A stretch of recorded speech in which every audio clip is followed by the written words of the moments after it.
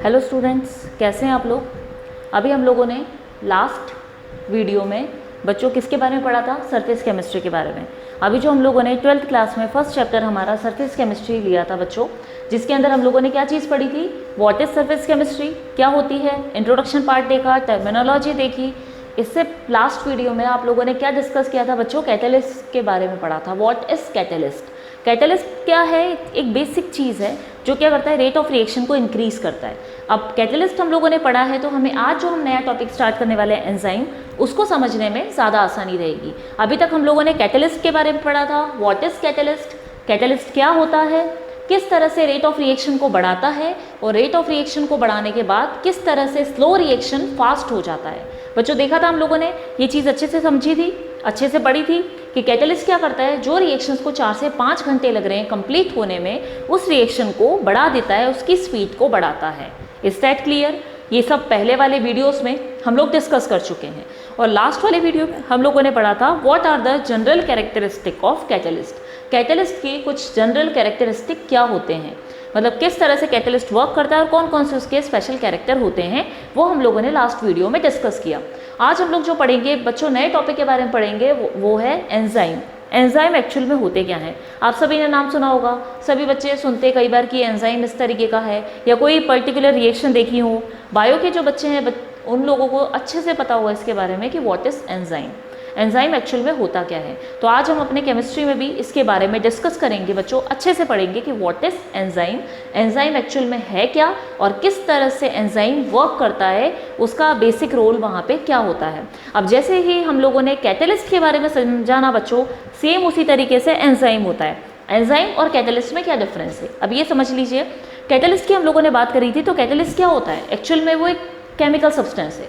अगर आप लोगों को याद हो तो अपन ने वेनेडियम पेंटाऑक्साइड देखा था बच्चों, कैटेलिस्ट V2O5 याद है बच्चों, हम लोगों ने पढ़ा था इसके बारे में। रिएक्शन के अंदर सल्फर डाइऑक्साइड से ट्राइऑक्साइड के बनने में V2O5 सॉलिड कैटेलिस्ट काम में लिया जाता है, याद होगा। बेसिक हमने पिछली क्लासेस में पढ़ा, पिछले लेक्चर्स में देखा था। V2O5 कैटेलिस्ट को काम में लेते हैं, निकल कैटेलिस्ट काम में लेते हैं, प्लेटिनम इस तरह के जो कैटेलिस्ट हैं उनको हम काम में लेते हैं। तो ये सारे कैटेलिस्ट क्या थे, केमिकल कैटेलिस्ट थे। इट मीन्स केमिकल्स थे बच्चों ये, या हम कह सकते हैं इसको मेटल थे, कुछ मेटल थे, कुछ क्या थे, नॉन मेटल्स थे, इस तरह के कंपाउंड्स थे। तो ये सारे कंपाउंड्स को हमने किस में काम में लिया, एज अ कैटेलिस्ट काम में लिया, जो क्या कर रहे थे, रिएक्शंस के अंदर पार्टिसिपेट नहीं कर रहे थे, जबकि उसकी रेट ऑफ रिएक्शन को इंक्रीज कर रहे थे। इट मीन्स खुद सेल्फ पार्टिसिपेट नहीं करते, लेकिन क्या करते हैं, रेट ऑफ रिएक्शन को बढ़ा देते हैं। इट मीन्स रिएक्शन कंप्लीट करवाने के बाद वो खुद से अलग हो जाते हैं।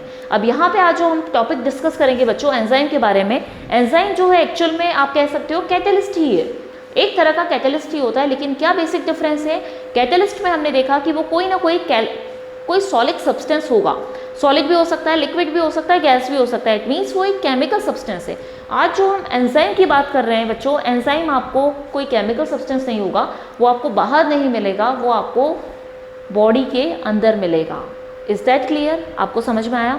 यहाँ पे इसको समझाने के लिए मैंने आपको यहाँ पे कुछ डेफिनेशन लिखी है, आप मेरे साथ साथ इस चीज़ को समझते चलिएगा और नोट डाउन करते चलिएगा। तो बच्चों पहले आज हम समझ लेते हैं कि व्हाट इज एंजाइम। एंजाइम को अगर मैं सिंपल भाषा में कहना चाहूँ, सिंपल टर्मिनोलॉजी में अगर हम बात करते हैं, तो हम क्या बताएंगे, एंजाइम एक्चुअल में बायोलॉजिकल कैटेलिस्ट होते हैं। है वो कैटेलिस्ट ही, कैटेलिस्ट का क्या काम था, रेट ऑफ रिएक्शन को इंक्रीज करना। सेम इसी तरीके से एंजाइम का भी काम क्या होगा, यहाँ पे सेम वही काम है बच्चों, कि क्या करता है वो, जो भी एक्टिविटीज़ हैं या जो भी रिएक्शंस हैं, उन रिएक्शन की रेट को इंक्रीज कर देता है। समझ में आई बात, रेट ऑफ रिएक्शन को इंक्रीज करना, ठीक है। अब एंजाइम और कैटेलिस्ट में क्या डिफरेंस है, कि कैटेलिस्ट क्या करते हो आप, कोई भी केमिकल रिएक्शंस में काम में लेते हो, और एंजाइम जो हम लेंगे, एंजाइम हमारी बायोलॉजिकल रिएक्शंस में काम में लेंगे। यहाँ पे टर्म लिखी हुई है, biological catalyst which increase rate of biochemical reaction in our body. अभी डेफिनेशन समझने से पहले बच्चों हम एंजाइम को बहुत इजी वे में समझ लेते हैं। एंजाइम एक्चुअल में क्या है, बायोलॉजिकल कैटेलिस्ट है, ठीक है। बायोलॉजिकल कैटेलिस्ट क्या होती है चीज़, तो मैं आपको सिंपल भाषा में समझाती हूँ। हम लोग क्या करते हैं बच्चों, खाना खाते हैं, कोई भी एक्टिविटी आपको करनी हो, तो आपको एक्टिविटी करने के लिए आपकी बॉडी को एनर्जी की नीड होगी। एनर्जी की नीड है हमें, तो हमें क्या करना पड़ता है बच्चों, खाना खाना पड़ता है। खाना सभी खाते हैं, अलग अलग तरह का, जिसको जैसा पसंद है वो खाना खाता है। तो बच्चों क्या करते हैं, हम लोग खाना खाते हैं, भूख लगती है, भूख लगने के बाद हम खाना खाते हैं। तो खाना क्यों खाते हैं हम, ताकि हमारी बॉडी को कुछ एनर्जी मिल सके। अब आपको पता है कि जब भी हम जो खाना खाते हैं, खाने में एक्चुअल में होता क्या है, कार्बोहाइड्रेट है, प्रोटीन है, विटामिन है, लार्ज मॉलिक्यूल है। ये लार्ज मॉलिक्यूल जब हमारी बॉडी में जाते हैं, खाना हम खाते हैं, पेट में जाता है, पेट में जाने के बाद वो खाना पचता है। हम बोलते हैं ना कि भाई खाना खाया पच गया। इट मीन्स क्या कि आपने कोई बड़ा मॉलिक्यूल इंटेक किया, इंटेक करने के बाद क्या है, वो छोटे छोटे टुकड़ों में टूट जाएगा। बायो के बच्चों के ये चीज़ें पढ़ते हैं, बायो वाले स्टूडेंट्स, उनको अच्छे समझ में आती है। मैथ्स वाले बच्चों के लिए हम और इजी वे में चल लेते हैं। हमने क्या कहा अभी, बॉडी को एनर्जी चाहिए, एनर्जी के लिए आपको खाना खाना पड़ेगा। अब बच्चों आपको पता है कि खाना खा रहे हो तो एनर्जी कैसे मिलेगी, मतलब क्या है, आपने बड़ा मॉलिक्यूल लिया, कार्बोहाइड्रेट लिया, कार्बोहाइड्रेट ग्लूकोज वगैरह, ग्लूकोज का फॉर्मूला सभी को पता है C6H12O6, ठीक है। अब C6H12O6 है बच्चों, ये क्या है, ग्लूकोज है जो हमें खाने से मिल रहा है। अब इतना बड़ा मॉलिक्यूल से एनर्जी तो मिलने से रही, तो क्या होता है, ये मॉलिक्यूल छोटे छोटे टुकड़ों में टूट जाते हैं। जैसे ऑक्सीजन चाहिए हमारी बॉडी को, हाइड्रोजन चाहिए, कार्बन चाहिए, एलिमेंट में ये टूटने लगेंगे। इनको तोड़ने के लिए क्या चाहिए, क्या कर रहे हैं हम यहाँ पे, खाना पचना, मतलब ये क्या हो रहे हैं, बड़ा मॉलिक्यूल, जैसे सिंपल हमने एग्जांपल लिया, ग्लूकोज टूट रहा है अलग अलग ऑक्सीजन में, हाइड्रोजन में और कार्बन में। अब हमारी बॉडी के अंदर हम कोई केमिकल सब्सटेंस तो नहीं ले रहे। जब हम केमिकल रिएक्शंस बच्चों पढ़ते हैं तो हम उसमें क्या बताते हैं, कोई बड़ा अणु छोटे में टूट रहा है, मतलब क्या हो रहा है, रिएक्टेंट से प्रोडक्ट बन रहा है। Is that clear. अगर आप ग्लूकोज को इन्वायरमेंट में अगर अपन जलाते हैं तो क्या मिलेगा, CO2 गैस मिल जाएगी, वाटर मिल जाएगा, ऑक्सीजन रिलीज हो जाएगी। ये तो क्या हुआ बाहर, जब आप क्या कर रहे हो, उसको हीट कर रहे हो, उसको जला रहे हो, उसका कंबशन कर रहे हो। कंबशन वर्ड काम में लिया जाता है, मतलब हम किसी सब्सटेंस को जलाते हैं बच्चों। तो यहाँ पे मैंने क्या कहा कि आप क्या कर रहे हो, ग्लूकोज को अगर बाहर आउटर एनवायरनमेंट में करते हो तो आप क्या करोगे, इसको हीट दोगे। हीट देने के बाद क्या होगा, जैसे हमने गर्म किया, जलाया, तो ये सारी चीज़ें अलग अलग हो जाएंगी। लेकिन जब हमारी बॉडी में इसको एज अ एनर्जी हमें लेना है, ग्रैब करना है, तो आपको क्या करना पड़ेगा, इस मॉलिक्यूल को, इस बड़े अणु को तोड़ना पड़ेगा। तोड़ोगे कैसे, अब बॉडी के अंदर तो अपन तोड़ नहीं सकते ना, बाहर तो हमने जला के उसको तोड़ दिया, सिंपल सब्सटेंस में कन्वर्ट कर दिया। हमारी बॉडी के अंदर जब ये रिएक्शंस होती है, क्योंकि खाना तो हमने अंदर खाया, पेट में गया, पेट में जाने के बाद आपको उसको पचाना है। पचाओगे कैसे, तो वहाँ पे कोई ना कोई कैटलिस्ट आपको काम में लेना पड़ेगा। बात समझ में आई बच्चों। कैटलिस्ट का हमने क्या कहा था, कोई भी रिएक्शन क्या होती है, 4 से 5 घंटे लगा देती है कंप्लीट होने में, और हमें चाहिए कि विद इन अ सेकंड फटाफट मिल जाए। जैसे हमने देखा था कैटलिस्ट के अंदर एग्जांपल, फ्रेश ऑक्सीजन आपको चाहिए, और वहाँ पे क्या हो रहा था, उस वाली फर्स्ट वाली रिएक्शन में, आपको याद है हम लोगों ने पढ़ा था इसके बारे में, तो वहाँ पे क्या हो रहा था बच्चों कि उस रिएक्शन में ऑक्सीजन बनने में तो 4 से 5 घंटे लग रहे थे, लेकिन आपको चाहिए विद इन मतलब हाफ एन आवर चाहिए, मिनट्स में चाहिए आपको। तो आपने क्या किया, उसमें कैटलिस्ट डालते ही रिएक्शन फास्ट हो गई, फ्रेश ऑक्सीजन हमें आसानी से मिल गई। सेम यही चीज़ है कि जब जो आप खाना खाते हो, खाना खाने के बाद आपको क्या करना है, उसको पचा के आपको एनर्जी की रिक्वायरमेंट है। आपकी बॉडी वीक हो रही है, आपको खाना खाना है, एनर्जी चाहिए ताकि आप दूसरे काम कर सको। एनर्जी कैसे मिलेगी, जब तक बड़ा मॉलिक्यूल छोटे में टूटेगा नहीं और हर सेल तक एनर्जी पहुंचेगी नहीं। तो एनर्जी कैसे पहुंचेगी बच्चों, उसके लिए बड़े मॉलिक्यूल को छोटे में टूटना पड़ेगा। छोटे मॉलिक्यूल में टूटेगा कैसे, अब अगर आपको एक बात अगर पता हो, ये चीज़ समझिएगा, अगर आपकी बॉडी में कोई भी एंजाइम्स, जो कि कैटलिस्ट हम बात कर रहे हैं, जो क्या करते हैं, रेट ऑफ रिएक्शन को बढ़ा देते हैं। अगर हम कहते हैं हमारी बॉडी में डाइजेस्टिव सिस्टम जो होता है, जो खाना पचाने का काम करता है, बच्चों सभी ने पढ़ा होगा इसके बारे में 10th क्लास में, डाइजेस्टिव सिस्टम होता है जो खाना पचाने का काम करता है आपको। मान लीजिए अगर वहाँ पे कोई भी एंजाइम प्रेजेंट नहीं होगा, तो जो खाना आपने खाया है, मान लीजिए सुबह ब्रेकफास्ट किया है आप बच्चों ने, सभी ने ब्रेकफास्ट हम करके बैठे हैं, वो खाना आपका पचेगा ही नहीं। 50 सालों तक वो खाना एज इट इज रहेगा, वो आपके बॉडी के अंदर वैसा ही बैठा रहेगा, जब तक कि उस पर कोई एंजाइम या कैटलिस्ट काम नहीं करे। है ना इंटरेस्टिंग फैक्ट, अनोखी बात हुई, नई बात पता चली आज हमें। क्या चीज़ है कि अगर आपकी बॉडी में एंजाइम ही नहीं होंगे बच्चों, तो क्या हो, जो आपने खाना खाया है, जो बड़े मॉलिक्यूल आपकी बॉडी में गए हैं, वो ईजी सिंपल मॉलिक्यूल में टूट ही नहीं पाएंगे। क्यों नहीं टूट पाएंगे बच्चों, क्योंकि यहाँ पे क्या चीज़ हो रही है, आपके बॉडी में जो मॉलिक्यूल गया है, मान लीजिए ग्लूकोज है, ग्लूकोज से कार्बन ऑक्सीजन में टूटेगा, तभी तो जाके सेल्स को ऑक्सीजन मिलेगी, ऑक्सीजन मिलेगी, एलिमेंट्स मिलेंगे, तभी तो जाके हमें एनर्जी मिलेगी। बात समझ पा रहे हो, बॉडी को एनर्जी चाहिए तो हम खाना खाते हैं, खाने में क्या होता है, जो बड़े बड़े अणु हैं वो छोटे में टूट के हमारी बॉडी को एनर्जी प्रोवाइड करवाते हैं। अब यहाँ पे क्या है कि जब तक वो टूटेंगे नहीं तब तक एनर्जी मिलेगी नहीं। मान लीजिए एंजाइम ही नहीं है हमारी बॉडी में, तो क्या होगा, 50 सालों तक आपका एक ही टाइम का खाना आपकी बॉडी में पड़ा रहेगा, वो क्या होगा, सिंपल सब्सटेंस में कन्वर्ट हो ही नहीं पाएगा। तो आप खुद सोच सकते हो एंजाइम का रोल कितना इंपॉर्टेंट है। एंजाइम एक बायोलॉजिकल कैटलिस्ट है बच्चों। नाम क्यों दिया उसको बायोलॉजिकल कैटलिस्ट, क्योंकि जो भी हमारी बॉडी के अंदर, ह्यूमन बॉडी के अंदर अपन कहेंगे लिविंग ऑर्गेनिज्म में जितनी भी रिएक्शंस होती हैं, या हम कह सकते हैं ह्यूमन बॉडी में जितनी भी रिएक्शंस होती है हमारी बॉडी के अंदर, तो उसको हम क्या कहते हैं, बायोकेमिकल रिएक्शंस। केमिकल मतलब क्या हो रहा है, केमिकल रिएक्शंस तो हो रही है, रासायनिक अभिक्रिया हो रही है, लेकिन वो क्या है, जैव रासायनिक अभिक्रियाएं हैं। मतलब बायोकेमिकल रिएक्शंस ऐसी रिएक्शंस है जो हमारी बॉडी के अंदर हो रही है, जो हमसे रिलेटेड है, लिविंग ऑर्गेनिज्म से रिलेटेड है। नॉर्मल रिएक्शंस जो हम पढ़ते हैं वो लिविंग से रिलेटेड नहीं होती बच्चों।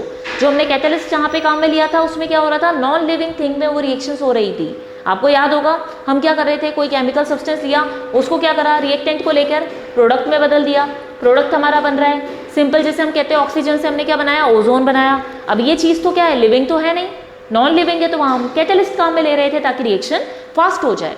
बात समझ पाए आप लोग मेरी।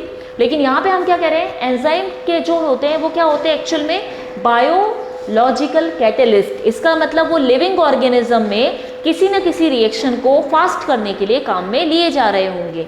ये चीज़ आपको इजीली समझ में आई बच्चों। एंजाइम क्या बताया अपन ने, बायोलॉजिकल कैटलिस्ट। मतलब क्या हुआ कि ऐसे कैटलिस्ट जो कि किसके लिए काम में आ रहे हैं, लिविंग ऑर्गेनिज्म के लिए काम में आ रहे हैं। तो डेफिनेशन समझिए आप लोग मेरे साथ, biological catalyst which increase rate of biochemical reaction in our body. मतलब हमारी बॉडी में ऐसा बायोलॉजिकल कैटलिस्ट, हम कहेंगे लिविंग ऑर्गेनिज्म के लिए काम में आने वाला ऐसा कैटलिस्ट है जो क्या करता है, rate of biochemical reaction. Biochemical reaction क्या हो गई, खाने का पचना। खाना पचना मतलब क्या हुआ बच्चों, जैसे हम जो भी बड़े बड़े मॉलिक्यूल इंटेक कर रहे हैं, जैसे कार्बोहाइड्रेट हुआ, प्रोटीन हुआ, फैट का मॉलिक्यूल कितना बड़ा होता है, उसको डाइजेस्ट करने के लिए, उसको छोटे मॉलिक्यूल में तोड़ने के लिए तो क्या करते हैं, वही बायोकेमिकल रिएक्शन होती हैं। बायोकेमिकल रिएक्शन हमारी बॉडी में होने वाली जितनी भी रिएक्शंस हैं वो सारी क्या कहलाती है बच्चों, बायोकेमिकल रिएक्शन कहलाती हैं, क्योंकि वो लिविंग ऑर्गेनिज्म से रिलेटेड है। तो बायोकेमिकल रिएक्शन की रेट को इंक्रीज करने के लिए जो कैटलिस्ट हम काम में लेते हैं उसको हम क्या कहते हैं, एंजाइम कहते हैं। तो बायोलॉजिकल कैटलिस्ट, आपको नाम से समझ में आ गया बच्चों, अब तो अच्छे से क्लियर होगा। क्या कहा मैंने, biological catalyst which increase rate of biochemical reaction in our body. हमारी बॉडी में लिविंग ऑर्गेनिज्म में जितनी भी रिएक्शंस होती हैं उन सबको क्या कहते हैं बच्चों, बायोकेमिकल रिएक्शन कहते हैं। आप लिखना चाहो तो लिख सकते हो, all reactions occurs in all reaction occurs in human body और लिविंग ऑर्गेनिज्म। सारी रिएक्शंस जो कि लिविंग ऑर्गेनिज्म में या ह्यूमन बॉडी में होती है उन सभी रिएक्शंस को हम क्या कहते हैं बच्चों, बायोकेमिकल रिएक्शन, क्योंकि ये रिलेटेड है लिविंग ऑर्गेनिज्म से। इन रिएक्शन की रेट बढ़ानी है, मतलब खाना पचाना भी इसके अंदर आएगा, बायोकेमिकल रिएक्शन के अंदर आएगा। खाना पचाना मतलब ग्लूकोज को सिंपल मॉलिक्यूल में तोड़ना, यही हुआ, यही बायोकेमिकल रिएक्शन हो गई। इस बायोकेमिकल रिएक्शन की रेट को बढ़ाने के लिए जो आप कैटलिस्ट काम में लोगे वो क्या कैटलिस्ट होगा, बायोलॉजिकल कैटलिस्ट होगा, मतलब लिविंग कैटलिस्ट होगा। हम कह सकते हैं उसको क्या कहते हैं, उसे हम एंजाइम्स कहते हैं। ये बात समझ में आई बच्चों, एंजाइम क्या होता है। एंजाइम असल में हम कहेंगे बायोलॉजिकल कैटलिस्ट, ठीक है, ये समझिएगा। बायोलॉजिकल कैटलिस्ट ऐसा कैटलिस्ट है जो क्या करता है, रेट ऑफ रिएक्शंस को बढ़ाता है। लेकिन कौन सी रिएक्शन, जो लिविंग ऑर्गेनिज्म की बॉडी में जितनी भी रिएक्शंस होती हैं वो सभी रिएक्शंस की रेट को इंक्रीज करने का काम करता है अपना एंजाइम। तो आपको अभी डिफरेंस क्लियर होगा बच्चों आराम से कि हमने यहाँ पे क्या कहा था, कैटलिस्ट क्या होते हैं। कैटलिस्ट वो होते हैं जो केमिकल रिएक्शन की रेट बढ़ाते हैं, केमिकल रिएक्शन की रेट को इंक्रीज करते हैं।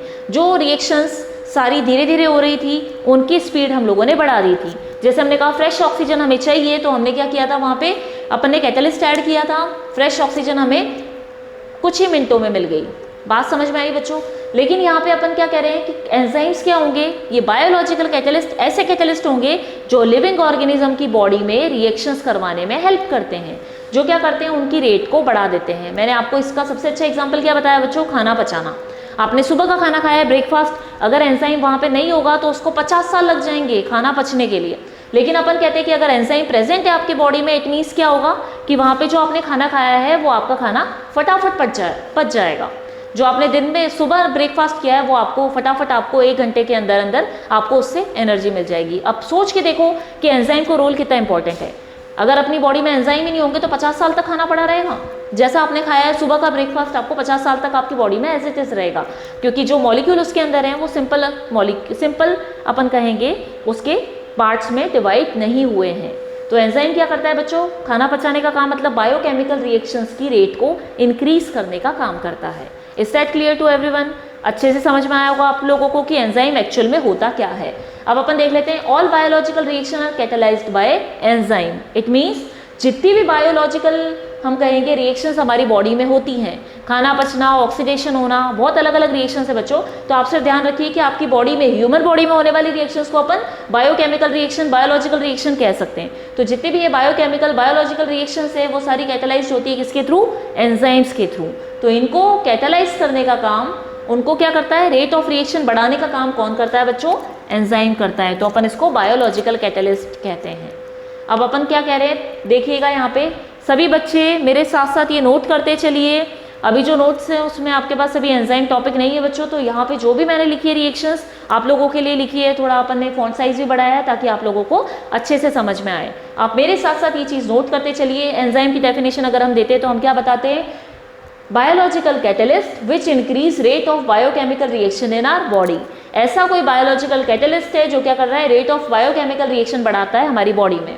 बायोकेमिकल रिएक्शन आप कह सकते हो ऑल रिएक्शंस जो कि किस में होती है? लिविंग ऑर्गेनिज्म में होगी या बॉडी के अंदर होंगी, तो उन्हें हम क्या कहते हैं? Biochemical reactions. वो सभी रिएक्शंस जो कि लिविंग ऑर्गेनिज्म में होगी उसको हम लोग बायोकेमिकल रिएक्शंस कहेंगे।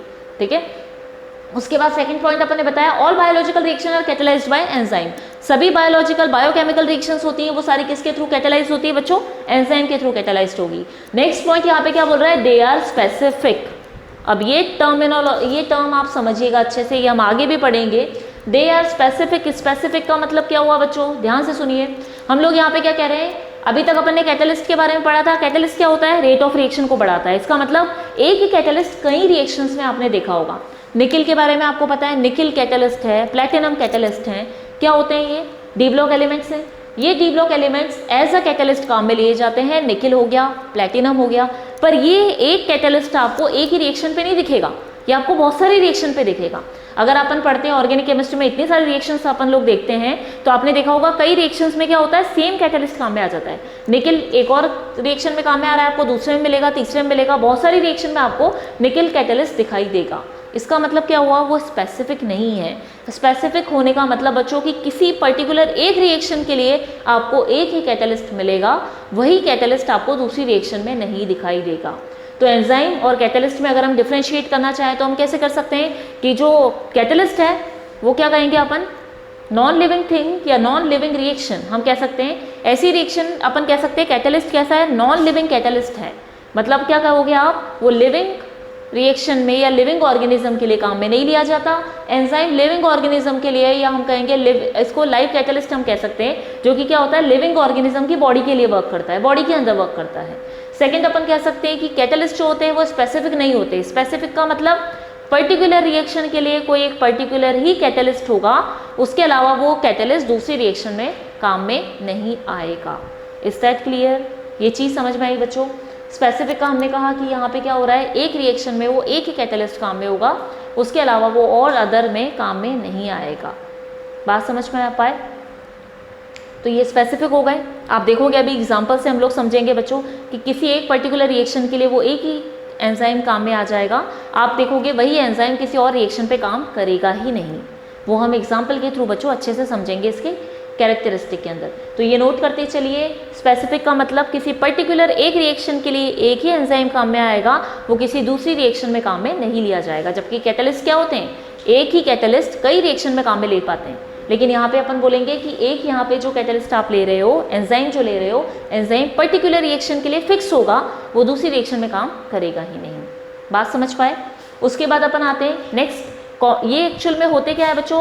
एंजाइम क्या होते हैं? कॉम्प्लेक्स नाइट्रोजीनस ऑर्गेनिक कंपाउंड हैं which are produced by living plant and animal. Actually enzyme जो होता है, एंजाइम क्या है बच्चों? Nitrogenous organic compound. ऐसा ऑर्गेनिक कंपाउंड है जिसमें नाइट्रोजन भी प्रेजेंट है, और इस ऑर्गेनिक कंपाउंड को क्या कहाँ से मिलेगा आपको? ये प्लांट और एनिमल से। ये प्लांट बॉडी में, एनिमल बॉडी में ही बनता है और वही काम में आता है। ये बात समझ में आई? एंजाइम को एक्चुअल में हम लोगों ने स्टार्टिंग में ही कहा था क्या है? एक तरह से बायोलॉजिकल कैटलिस्ट है, हम कहेंगे इसको। ऐसा कैटलिस्ट है जो कि लिविंग ऑर्गेनिज्म के लिए ही होता है। तो बनेगा भी कहाँ? लिविंग ऑर्गेनिज्म की बॉडी के अंदर ही बनेगा, प्लांट और एनिमल। हम लोग कहते हैं प्लांट भी क्या है? लिविंग ऑर्गेनिज्म है, लिविंग थिंग है के अंदर आता है, और एनिमल भी लिविंग ऑर्गेनिज्म है। तो प्लांट एनिमल दोनों लिविंग है, तो इसके लिए अपन क्या बोलेंगे? ये बनेगा भी एंजाइम कहाँ पे? उन्हीं की बॉडी में बनेगा या उन्हीं से प्रोड्यूस होगा। बात समझ में आई बच्चों? कॉम्प्लेक्स नाइट्रोजिनस ऑर्गेनिक कंपाउंड मतलब ऐसा ऑर्गेनिक कंपाउंड है जिसके अंदर नाइट्रोजिनस सब्सटेंस होगा, कुछ ना कुछ नाइट्रोजन का ग्रुप प्रेजेंट होगा और ये एक कॉम्प्लेक्स स्ट्रक्चर होता है, एक बड़ा मॉलिक्यूल है, कॉम्प्लेक्स स्ट्रक्चर है जो कि प्लांट और एनिमल से ही प्रोड्यूस्ड होता है। नेक्स्ट पॉइंट देखिए, they are actually protein molecule of high molecular mass and form colloidal solution in water. ये बात बच्चों ध्यान से देखिए, अपन क्या बोल रहे थे यहाँ पे, कॉम्प्लेक्स नाइट्रोजिनस ऑर्गेनिक कंपाउंड मतलब ऐसा ऑर्गेनिक कंपाउंड जिसमें नाइट्रोजन प्रेजेंट होगा और एक कॉम्प्लेक्स स्ट्रक्चर होगा। अब जब कॉम्प्लेक्स है तो अपन ने कहा था बड़ा है, तो वो नीचे वाले पॉइंट में आ गया कि एक बड़ा मॉलिक्यूल है जिसका मॉलिक्यूलर मास क्या होता है, ज़्यादा होता है। मतलब अगर बड़ा मॉलिक्यूल है तो बच्चों वेट भी ज़्यादा होगा और एक्चुअल में क्या होते हैं, प्रोटीन मॉलिक्यूल होते हैं। प्रोटीन का स्ट्रक्चर बायो के बच्चों को पता होगा, वैसे देखा जाए तो उसमें कार्बन ऑक्सीजन नाइट्रोजन प्रेजेंट होते हैं बच्चों। जो प्रोटीन होते हैं उनमें नाइट्रोजन के कंपाउंड भी होते हैं, तो वही चीज़ यहाँ पे आ गई, कॉम्प्लेक्स नाइट्रोजिनस ऑर्गेनिक कंपाउंड है। इसका मतलब वो क्या है, एक तरह का प्रोटीन मॉलिक्यूल है जो कि जिसका मॉलिक्यूलर मास कितना है, सबसे ज़्यादा होता है। And form colloidal solution in water.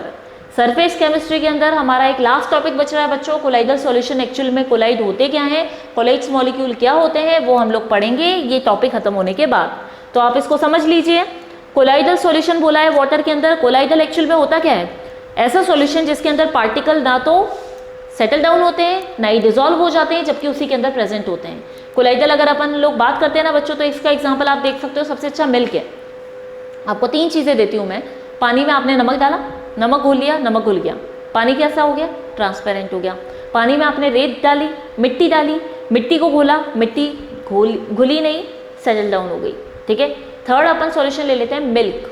अगर आप तीनों में से लाइट पास आउट करोगे बच्चों, तो आपको दिखेगा कि नमक वाले पानी के अंदर से सॉल्ट सॉल्यूशन जो अपना बना है उसमें से लाइट पास आउट करोगे तो क्या होगा, इजीली निकल जाएगी। इट मीन्स यहाँ पे क्या हो रहा है, लाइट को भी नहीं, अगर हम सिंपल देखें, आपने 3 गिलास ले लिए, एक में मिल्क लिया, एक में वाटर के अंदर आपने सॉल्ट डिसॉल्व किया और एक वाटर जो था, ग्लास जो था जिसमें वाटर था, उसमें आपने क्या डाल दिया, 1 से 2 स्पून उसमें आपने सैंड डाल दी, मिट्टी डाल दी।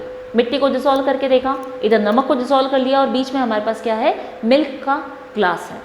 अब आप देखोगे कि वहाँ पे क्या हुआ, फर्स्ट वाले के अंदर नमक जो था पानी में पूरा घुल गया, मतलब ट्रांसपेरेंट हो गया।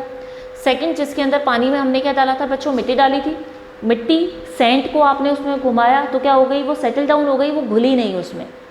बात समझ पा रहे हो, नमक पूरी तरह से डिसॉल्व हो गया तो पानी ट्रांसपेरेंट हो गया, क्योंकि वाटर के स्पेस में सॉल्ट के मॉलिक्यूल, नमक के मॉलिक्यूल जाके सेटल डाउन हो गए, मतलब उसमें फंस गए, उसके अंदर क्या हो गए, एडजस्ट हो गए।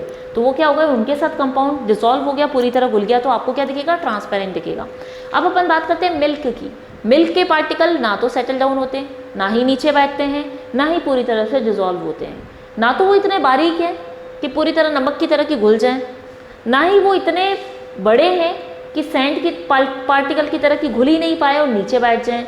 वो क्या होते हैं बच्चों, पार्टिकल्स सॉल्यूशन में तैरते रहते हैं। तैरते रहने का मतलब वो वहीं पे प्रेजेंट होंगे, आप उसकी आर पार नहीं देख सकते। बात समझ में आई। कोलाइडल सॉल्यूशन में एक्चुअल में वो सॉल्यूशन होते हैं जिनके पार्टिकल ना तो डिसॉल्व होते हैं ना ही सेटल डाउन होते हैं। वो उस सॉल्यूशन के अंदर, वो अपन कहेंगे सॉल्वेंट के अंदर क्या करते रहेंगे बच्चों, तैरते रहेंगे, प्रेजेंट रहेंगे 24 घंटे। तो आपको क्या होगा, वो कभी भी ना तो डिसॉल्व फॉर्म में दिखेगा ना ही सेटल डाउन फॉर्म में दिखेगा।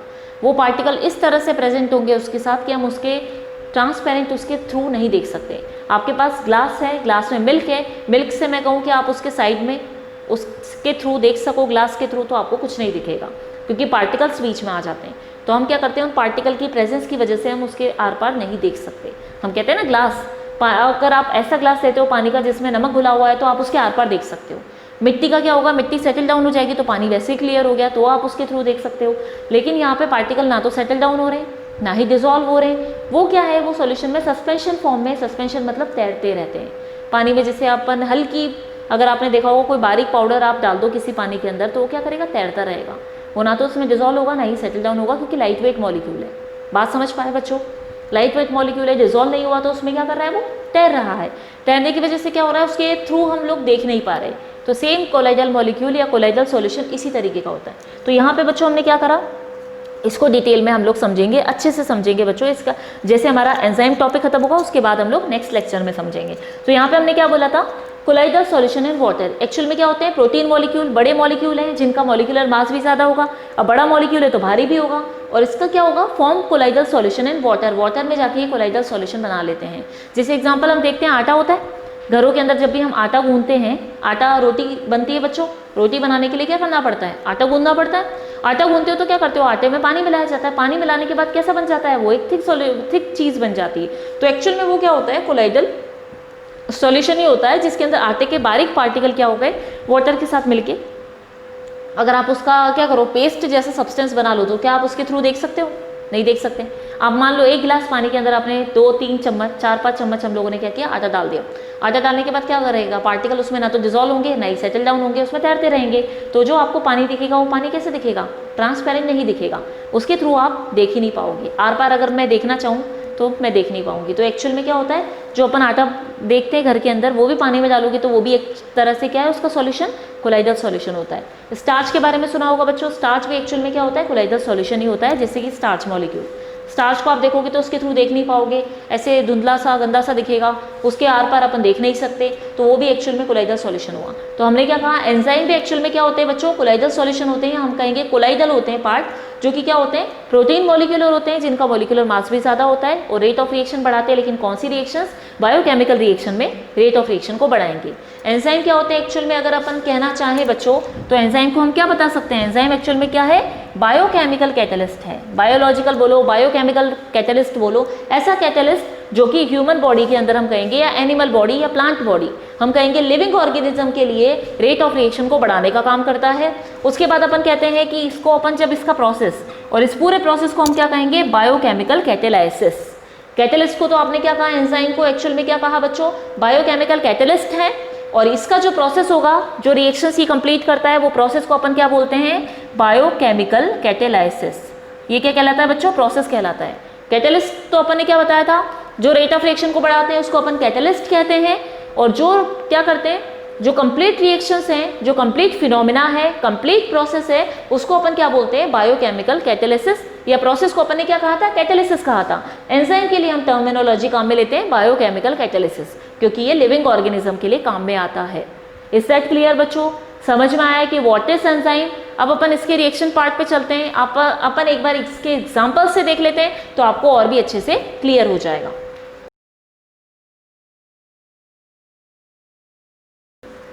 सबसे अच्छा एग्जाम्पल जो है यहाँ पे बच्चों, हम लोग एग्जाम्पल से और समझ लेते हैं कि व्हाट इज एंजाइम, एंजाइम कैसे वर्क करता है। तो यहाँ पे देखिएगा, मैं आपको कुछ एग्जाम्पल इसके लिख के बता रही हूँ। एंजाइम के एग्जाम्पल्स देख रहे हैं बच्चों यहाँ पे हम लोग, कि क्या एग्जाम्पल हो जाते हैं इसके, नोट कर लीजिएगा मेरे साथ साथ। एग्जाम्पल फर्स्ट अपन ले लेते हैं, inversion of cane sugar. Inversion of cane sugar. Cane sugar क्या होती है बच्चों, गन्ने के रस से बनने वाली शुगर, वो अपन बनाते हैं केन शुगर, पता ही है। इन्वर्जन कर रहे हैं केन शुगर का, तो यहाँ पे रिएक्शन देख लीजिए, C12H22O11 क्या है एक्चुअल में, ये केन शुगर है बच्चों। इसकी रिएक्शन अपन किससे करवाते हैं, वाटर में डिजोल्व करते हैं इसको, वाटर के साथ रिएक्शन करवाते हैं, तो हमारे साथ क्या मिलता है इसमें, C6H12O6, जो कि आपका क्या है, ग्लूकोज, प्लस C6H12O6 एक्चुअल में आपका क्या है, फ्रक्टोस। ग्लूकोज एंड फ्रक्टोस मिलेगा आपको। आपने देखा केन शुगर की वाटर के साथ रिएक्शन जब बच्चों अपन करवाते हैं तो हमें क्या मिलता है, ग्लूकोज एंड फ्रक्टोस मिलता है। अब ये रिएक्शन क्या है, अगर यहाँ पे हम एंजाइम काम में नहीं लेते हैं तो ये रिएक्शन क्या चलेगी, बहुत स्लो चलती रहेगी, बहुत धीरे धीरे चलेगी, कंप्लीट रिएक्शन हो नहीं पाएगी। तो यहाँ पे कौन सा अपन एंजाइम काम में लेते हैं, तो वो है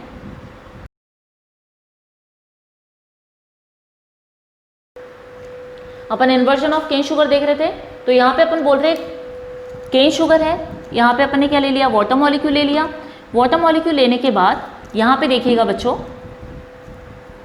इसकी रिएक्शन जब अपन करवाते हैं तो हमें क्या मिलता है, ग्लूकोज और फ्रक्टोस मिलता है। तो यहाँ पे अपन जो एंजाइम काम में लेंगे वो क्या ले रहे हैं, इन्वर्टेज एंजाइम काम में लेंगे। बच्चों इस पे क्वेश्चन बनता है, इसको अच्छे से नोट करिएगा। क्या रिएक्शन मैंने आपको बताई, inversion of cane sugar. Cane sugar का इन्वर्जन पढ़ रहे हैं हम लोग, क्या चीज़ होती है वो भी बताती हूँ। इसमें क्या कर रहे हैं अपन, केन शुगर की रिएक्शन अगर वाटर के साथ करवाते हैं, वाटर में डिसॉल्व करोगे इसको, तो आपको क्या मिलेगा, ग्लूकोज और फ्रक्टोज मॉलिक्यूल मिलेंगे। और ये कब होगा रिएक्शन, ये रिएक्शन ऐसे पॉसिबल नहीं है जब तक कि आप इसमें कैटलिस्ट काम में नहीं लो, एंजाइम काम में नहीं लो। ये प्रोसेस जो है बहुत स्लो चलेगा, हमें पता है। तो यहाँ पे हमें क्या करना पड़ेगा, कैटलिस्ट मतलब एंजाइम डालना पड़ेगा, क्योंकि ये रिएक्शंस क्या हो रही हैं, लिविंग ऑर्गेनिज्म के लिए रिएक्शंस हैं। तो यहाँ पे जैसे ही आपने इन्वर्टेज एंजाइम काम में लिया, काम में लेते ही आपको ग्लूकोज और फ्रक्टोज मॉलिक्यूल मिल जाएंगे। अब यहाँ पे आपने देखा कि एंजाइम जो काम में ले रहे हैं बच्चों, वो क्या लिया अपन ने, इन्वर्टेज एंजाइम लिया। अब ये इन्वर्जन ऑफ केन शुगर का मतलब क्या होता है बच्चों, अपन क्या कहते हैं, केन शुगर जो होती है वो क्या करती है, इसको केन शुगर क्या करेगी, पार्ट्स पर लीटर, जो केन शुगर जो होती है वो क्या करती है कि पीपीएल को रोटेट कर देती है क्लॉकवाइज डायरेक्शन में।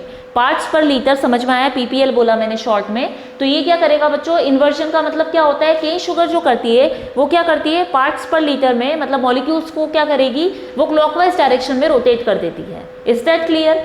पर यहाँ पे जैसे ही आप इन्वर्टेज एंजाइम लेते हो तो यहाँ पे क्या होता है, जो रोटेशन हो रहा था क्लॉकवाइज, वो रोटेशन एंटी क्लॉकवाइज डायरेक्शन में हो जाता है। ये बात समझ में आई, मैंने आपको क्या समझाया है, ये बहुत इंपॉर्टेंट चीज़ है, आप लोग अच्छे से नोट करिए, इन पे क्वेश्चन बनता है बच्चों, ध्यान रखिएगा। हम लोग क्या पढ़ रहे हैं, एंजाइम का एग्जांपल पढ़ रहे हैं। फर्स्ट एग्जांपल क्या बताया अपन ने, inversion of cane sugar, cane sugar का इन्वर्जन। अब केन शुगर का इन्वर्जन होता क्या है वो आप समझ लीजिए ध्यान से। हम क्या कह रहे हैं, केन शुगर की प्रॉपर्टी क्या होती है, वो क्या करती है, मॉलिक्यूल्स को क्लॉकवाइज डायरेक्शन में रोटेट कर देती है। Is that clear. वो रोटेट करेगी किसको, मॉलिक्यूल्स को क्लॉकवाइज डायरेक्शन में। लेकिन जैसे ही आप यहाँ पे इन्वर्टेज एंजाइम काम में लेते हो, इस एंजाइम की वजह से क्या होता है, जो रोटेशन चल रहा था क्लॉकवाइज डायरेक्शन में, वो एंटी क्लॉकवाइज डायरेक्शन में होने लग जाता है। बात समझ में आई।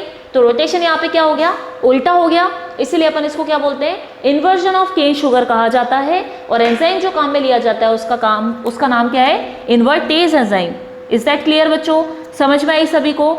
एंजाइम कौन सा काम में ले रहे हो, इन्वर्टेज एंजाइम काम में ले रहे हो, जो क्या कर रहा है, रोटेशन को एंटी क्लॉकवाइज डायरेक्शन में घुमा देता है। ध्यान रखिएगा बच्चों, क्या समझाया मैंने यहाँ पे, जो रोटेशन हो रहा है यहाँ पे पहले वाला क्या हो रहा है, क्लॉकवाइज डायरेक्शन में हो रहा है। जैसे ही आप एंजाइम इसके अंदर डालते हो इन्वर्टेज को, तो क्या करेगा, वो रोटेशन को एंटी क्लॉकवाइज डायरेक्शन में घुमा देता है, एंटी क्लॉकवाइज डायरेक्शन में कर देता है। मतलब जो रोटेशन क्लॉकवाइज चल रहा था उसको एंटी क्लॉकवाइज उल्टा रोटेशन कर देगा ये।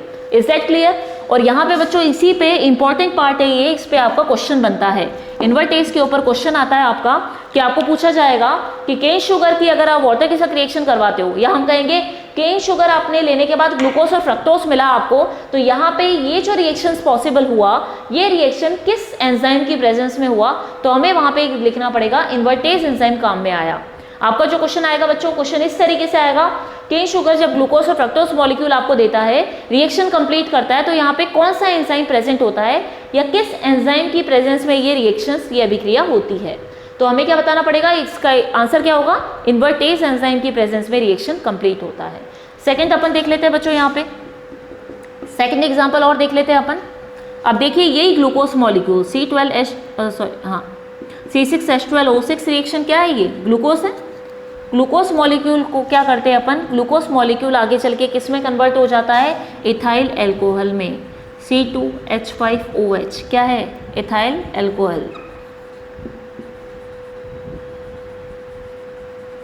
प्लस CO2 यहाँ से रिलीज होती है। इज दैट क्लियर, समझ में आया बच्चों। ग्लूकोज रिएक्शन क्या होती है, इथाइल एल्कोहल और CO2 में कन्वर्ट हो जाता है, CO2 गैस में। देख लीजिए इसका मॉलिक्यूल सही है।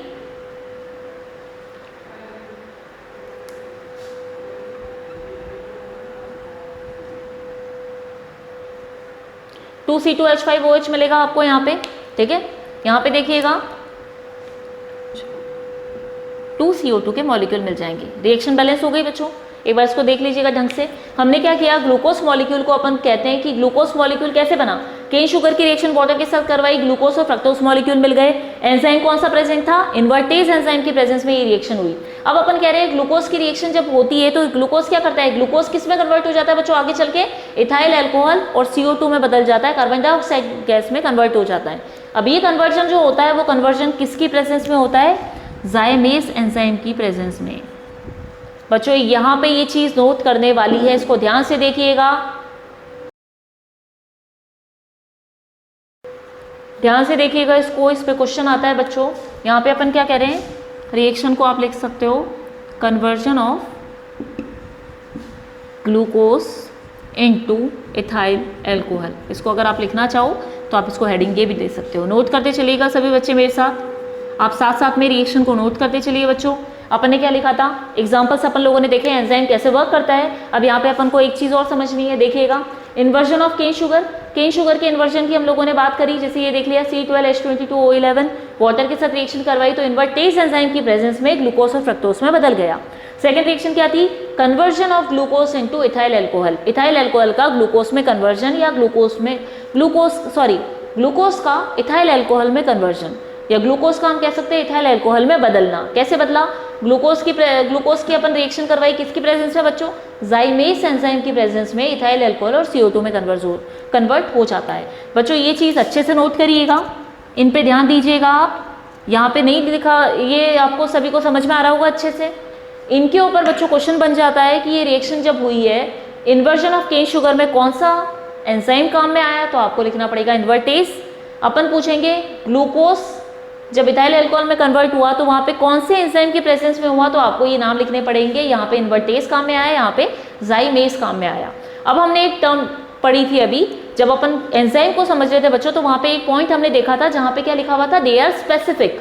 तो आप खुद ये एग्जांपल्स में देख सकते हैं कि चाहते तो हम केन शुगर से ही ग्लूकोज बना, ग्लूकोज से ही इथाइल अल्कोहल बन रहा है, हो सकता था ये रिएक्शन सेम एंजाइम की प्रेजेंस में होती, पर एंजाइम जो होते हैं वो स्पेसिफिक नेचर के होते हैं, इस वजह से इन दोनों रिएक्शंस में अलग अलग एंजाइम काम में आया है। मतलब इन्वर्जन केन शुगर का होगा तो उसके लिए फिक्स हो गया है, ये फिक्स है बच्चों की इन्वर्टेज एंजाइम ही काम में आएगा, वो जाइमेस एंजाइम वहाँ पे काम में नहीं आएगा। ये याद करनी है, इसलिए क्वेश्चन भी बच्चों इस पे आता है। कैटलिस्ट पे क्वेश्चन इस तरीके से कभी आता नहीं है कि इस रिएक्शन में कौन सा कैटलिस्ट काम में आया, क्योंकि निकल जो है, निकल कई रिएक्शंस में काम में आया, वेनेडियम पेंटाऑक्साइड भी कई रिएक्शन में काम में आया होगा जो कि कैटलिस्ट है।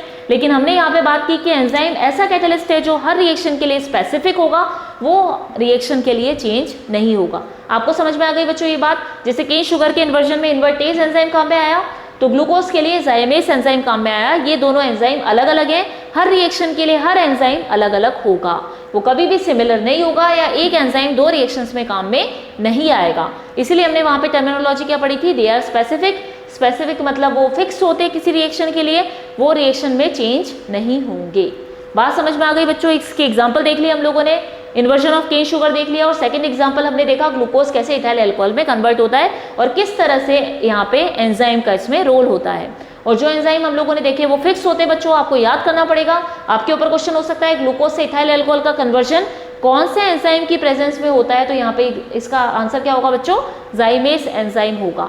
इज दैट क्लियर, समझ में आया। अब हम और एग्जाम्पल देख लेते हैं यहाँ पे। अब एग्जाम्पल पे आ जाते हैं बच्चों अपन एंजाइम के। अभी तक अपन ने दो एग्जाम्पल और समझ लिए, उसके बाद आते हैं अपन थर्ड वाले एग्जाम्पल पे, decomposition of urea into ammonia and carbon dioxide. अब यहाँ पे समझिएगा बच्चों, यूरिया का डिकम्पोजिशन कर रहे हैं, इसका मतलब यूरिया को हम तोड़ रहे हैं ammonia and carbon dioxide gas में। अब आप देखिए यहाँ पे, जैसे यूरिया यहाँ पे गिवन है आपको NH2CONH2, यूरिया है एक्वस सॉल्यूशन में, वाटर के साथ अपन ने क्या करा, इसका डिकम्पोज किया, मतलब तोड़ा उसे, किसकी प्रेजेंस में, यूरिएस एंजाइम की प्रेजेंस में। अगर अपन रिएक्शन देखें तो लास्ट वाली रिएक्शन में भी अपन ने क्या देखा था, इन्वर्टेज एंजाइम में केन शुगर का इन्वर्जन हो रहा था। सेकंड वाला अपन ने क्या देखा था, अपन ने कहा था ग्लूकोज का कन्वर्जन हो रहा है इथाइल अल्कोहल में, किस एंजाइम की प्रेजेंस में बच्चों, जाइमेस एंजाइम की प्रेजेंस में। थर्ड वाले एग्जाम्पल में भी अगर आप देखो तो आपको भी यहाँ पे क्या मिलेगा, एंजाइम जो है वो बच्चों डिफरेंट मिलेगा। जो दो थे दोनों रिएक्शन में स्पेसिफिक अलग अलग एंजाइम थे। थर्ड वाले एग्जाम्पल में भी अगर अपन देखते हैं तो यूरिया और वाटर की रिएक्शन में कौन सा एग्जाम्पल काम में आ रहा है, यूरिएस एंजाइम काम में आ रहा है। तो यूरिएस एंजाइम की प्रेजेंस में ammonia and carbon dioxide gas में इसका कन्वर्जन हो जाता है, एक तरह से ये डिकम्पोज हो जाता है। आपने देखा बच्चों, यूरिया की रिएक्शन करवाई अपने वाटर के साथ, यूरिएस एंजाइम की प्रेजेंस में ये अमोनिया और CO2 गैस, ये दो गैस में क्या हो गया, ये टूट गया। इसका मतलब यहाँ पे जो रिएक्शन हुआ, अगर अपन एंजाइम नहीं लेते तो होता ही नहीं, या बहुत स्लो प्रोसेस होता। लेकिन जैसे ही आपने यूरिएस एंजाइम यहाँ पे काम में लिया तो यूरिएस एंजाइम की प्रेजेंस में अमोनिया और CO2 गैस में टूट गया। अब आप खुद देखिए, जो अपन यहाँ पे जो भी एंजाइम काम में ले रहे हैं वो क्या है बच्चों, रिएक्शन से रिलेटेड है। इन्वर्जन था तो इन्वर्टेज एंजाइम, ग्लूकोज का कन्वर्जन था तो जाइमेस एंजाइम की प्रेजेंस में। मोस्टली आपको जो एंजाइम के बच्चों नाम मिलेंगे वो कुछ कुछ रिएक्शन से रिलेटेड होंगे या रिएक्टेंट के नाम से रिलेटेड होंगे। जैसे यूरिया के अंदर अपन ने कौन सा एंजाइम ले लिया, यूरिएस एंजाइम। जितने भी एंजाइम आप लोग देखोगे मोस्टली सबके पीछे क्या होगा, जाइमेस, इन्वर्टेज, एज एंजाइम, और अपन यहाँ पे कह सकते हैं यूरिया तो यूरिएस एंजाइम। समझ में आई बच्चों बात। कैटेलिस्ट की जब हम बात करते हैं तो कैटेलिस्ट हम लोगों ने क्या कहा था, कॉमन कैटेलिस्ट सभी रिएक्शन में वर्क कर सकता है, लेकिन एंजाइम हर रिएक्शन के लिए स्पेसिफिक होता है। उसके 2 एग्जाम्पल के बाद हमने 3rd एग्जाम्पल भी देख लिया बच्चों आज अपना, decomposition of urea into ammonia and carbon dioxide. Urea का डीकम्पोजिशन टूटना वाटर की प्रेजेंस में अमोनिया और कार्बन डाइऑक्साइड गैस में। अब ये देख के बच्चों समझ में आ गया आप लोगों को रिएक्शन किसकी प्रेजेंस में हुआ, यूरियस एंजाइम में, जो कि इस रिएक्शन के लिए क्या है, स्पेसिफिक एंजाइम है, मतलब पर्टिकुलर यही एंजाइम होगा, इसके अलावा ये रिएक्शन किसी और एंजाइम के साथ नहीं होगी। और ये रिएक्शन में यूरियस एंजाइम ही आएगा, ये भी एंजाइम किसी और रिएक्शन को इंक्रीज नहीं करेगा, रेट ऑफ रिएक्शन उसकी नहीं बढ़ाएगा। सेकंड अपन लास्ट वाला एग्जांपल और देख लेते हैं, मिल्क। सभी बच्चों ने देखा होगा घर में दूध होता है, आपने देखा है घर में जब दूध होता है तो दूध से क्या होता है, दही बना लेते हैं हम लोग, दही खाते हैं गर्मी के दिनों में, अभी खाते हैं ये बच्चों, सभी ने देखा है। दूध से दही बनना भी क्या होता है बच्चों, एंजाइम की प्रेजेंस में होता है। ये भी आप ध्यान रखिए, लैक्टिक बेसिली एंजाइम कहते हैं हम लोग, जिसकी प्रेजेंस में दूध जो है वो दही में कन्वर्ट हो जाता है। कई बार अपन इसको क्या बताते हैं, लैक्टोबैसिलस भी कहा जाता है, लैक्टिक बेसिली भी कहते हैं बच्चों अपना नाम, जो नाम है यहाँ पे एंजाइम का वो बैसिलस भी बोलेंगे, बेसिली भी बोलेंगे, सेम नाम है, वही चीज़ है। तो अपन यहाँ पे क्या बता रहे हैं, मिल्क।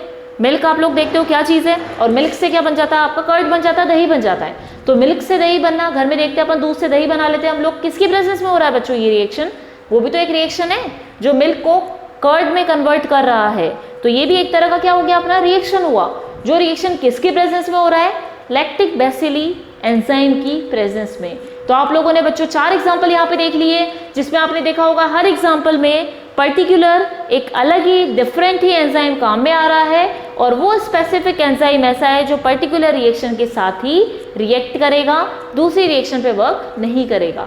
या हम कह सकते हैं ये एंजाइम सिर्फ इसी को करने देता है, दूसरी रिएक्शन को होने नहीं देता। ये आपको अभी और इसकी प्रॉपर्टीज में समझ में आएगा। इतना क्लियर है बच्चों, सभी को समझ में आ गया कि व्हाट इज एंजाइम, और एंजाइम एक्चुअल में होते क्या हैं, उनके क्या जनरल प्रॉपर्टीज होती हैं, वो चीज़ बच्चों हम लोगों ने डिस्कस कर ली। एक्चुअल में एंजाइम है क्या और उनकी क्या क्या प्रॉपर्टीज होंगी। अभी हमने कुछ एग्जांपल्स के थ्रू भी एंजाइम को समझ लिया कि असल में एंजाइम की प्रॉपर्टीज कैसे वर्क करती है, तो हमें समझ में आया कि स्पेसिफिक होते हैं। स्पेसिफिक होने का मतलब यहाँ पे क्या होगा, पर्टिकुलर रिएक्शन के लिए पर्टिकुलर एंजाइम काम में आएगा। डेफिनेशन देखिए, इंट्रोडक्शन देखा, एंजाइम के एग्जाम्पल देखिए। अब जो मेन प्रॉपर्टीज है एंजाइम की वो अपन यहाँ पे डिस्कस कर लेते हैं। Is that clear to everyone? बच्चों समझ में आ गया आप लोगों को कि क्या पढ़ा है मैंने यहाँ पे? ये जो इसके एग्जाम्पल्स है बच्चों, ये लोग आप मेरे साथ ही नोट करते चलिए, नोट कर लीजिए, स्क्रीनशॉट ले लो बच्चों, या फिर आप लोग चाहो तो अपने साथ साथ लिख सकते हो। रिएक्शंस नोट कर लीजिए, कैसे डिकम्पोजिशन हुआ यूरिया का, कैसे मिल्क को हमने कर्ड में कन्वर्ट किया। और ये जो इसके एग्जाम्पल्स हैं एंजाइम जो हैं वो आप लोगों को अच्छे से याद करना है, ताकि अगर रिएक्शन आ जाए कि यूरिया की डिकम्पोजिशन में कौन सा एंजाइम काम में लिया जाता है, तो आपको याद होना चाहिए यूरियस एंजाइम काम में आएगा। क्वेश्चन आते हैं, छोटे छोटे क्वेश्चन बन जाते हैं इनके ऊपर, तो ये हमें यहाँ पे याद रखना पड़ेगा कि जो रिएक्शन है, रिएक्शन के साथ कौन कौन से एंजाइम काम में आते हैं। Is that clear? समझ में आ गया बच्चों सभी को? नोट कर लिया आप लोगों ने? नोट कर लीजिए इसको, मेरे साथ साथ ही नोट करते चलिए। Is that clear? इतना हो गया बच्चों, ये वाला पार्ट अपना हो गया। यहाँ पे एग्जांपल्स हमारे खत्म हो गए। अब अपन आते हैं अपने प्रॉपर्टीज ऑफ एंजाइम पे। एंजाइम की कुछ बेसिक प्रॉपर्टीज क्या क्या होती हैं, तो फर्स्ट प्रॉपर्टी अपन देख लेते हैं, एफिशिएंसी। एफिशिएंसी होती है बच्चों, नोट कर लेना मेरे साथ। एंजाइम की प्रॉपर्टीज देख रहे हैं अपन, कुल 4 प्रॉपर्टीज है, जिसमें फर्स्ट प्रॉपर्टीज की क्या आती है, एफिशिएंसी। एफिशिएंसी का मतलब अपन ने क्या लिखा, हाईली एफिशिएंट कैटेलिस्ट। शॉर्ट में मैंने लिखा है यहाँ पे हाईली एफिशिएंट कैटेलिस्ट का मतलब ये जो कैटेलिस्ट है, एंजाइम क्या बताया अपन ने, एंजाइम भी एक तरह का क्या होता है बच्चों, कैटेलिस्ट ही होता है। तो एंजाइम क्या है, एक कैटेलिस्ट है जो कि कैसा है, हाईली एफिशिएंट कैटेलिस्ट है। हाईली एफिशिएंट कैटेलिस्ट का मतलब क्या होता है, ये रेट ऑफ रिएक्शन को इतना फास्ट इंक्रीज करता है बच्चों की जो रिएक्शन सालों से पड़ी हुई थी वो रिएक्शन फटाफट कंप्लीट होती है। अगर आपको बच्चों ध्यान हो तो हमने कैटेलिस्ट में क्या देखा था, जिस रिएक्शन को साल लग रहे हैं होने में, जैसे कि लोहे पे जंग लगना या कोई रिएक्शन क्विकली होती है, वहां पे हम कैटेलिस्ट काम में नहीं लेते। Is that clear? लेकिन एंजाइम जो है, एंजाइम क्या करता है, एंजाइम जो रिएक्शन सालों तक चलती रहे बिना उसके, उस रिएक्शन को भी ये क्या करता है, विद इन अ सेकेंड, या अपन कह सकते हैं कुछ ही मिनटों में, कुछ ही घंटों में ये रिएक्शन को फटाफट कर देता है। जैसे हमने एग्जांपल क्या देखा था बच्चों, शुरू में मैंने आपको बताया था, जैसे आपने सुबह ब्रेकफास्ट किया, खाना खाया, खाना खाने के बाद आपकी बॉडी में वो खाना पड़ा रहेगा, 50 सालों तक ऐसा ही पड़ा रहेगा जब तक कि उस पर कोई एंजाइम वर्क नहीं करते। और एंजाइम की प्रेजेंस में ही वो आप जैसे सुबह का नाश्ता करोगे तो दिन तक वो खाना पच जाएगा, मतलब एनर्जी आपको मिल चुकी होगी। ये समझ में आई बात? तो अपन यहाँ पे यही पॉइंट है अपना एफिशिएंसी का, हाईली एफिशिएंट कैटेलिस्ट है। इट मीन्स इसकी पावर अगर आप देखोगे तो ये क्या करता है 10 टू द पावर 8 से 10 टू द पावर 20 तक ये क्या करेगा बच्चों, रेट ऑफ रिएक्शन को इंक्रीज कर देता है।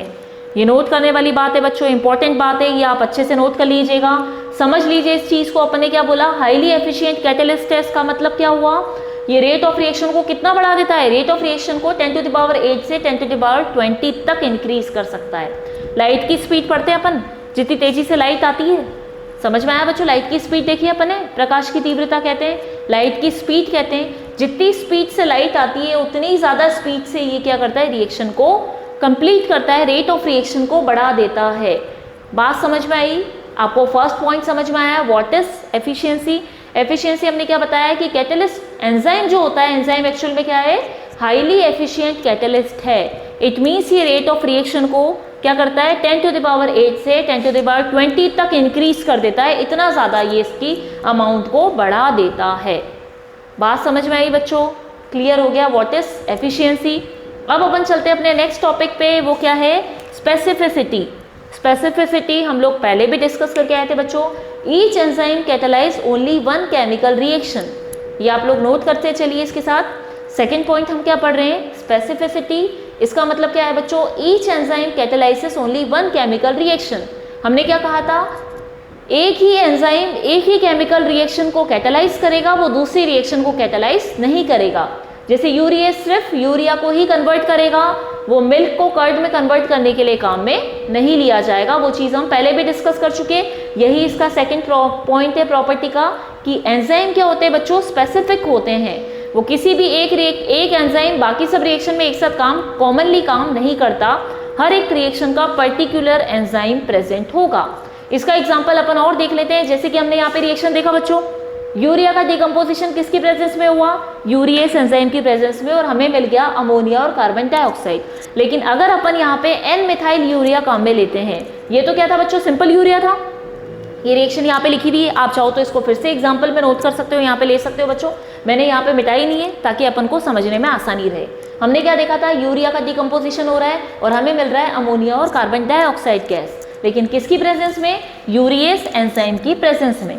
यूरिएस एंजाइम की प्रेजेंस में हम लोगों को क्या मिल जाता है बच्चों, अमोनिया और कार्बन डाइऑक्साइड गैस। लेकिन मान लीजिए मैं इस यूरिया की जगह एन मिथाइल यूरिया कंपाउंड काम में ले लेती हूँ।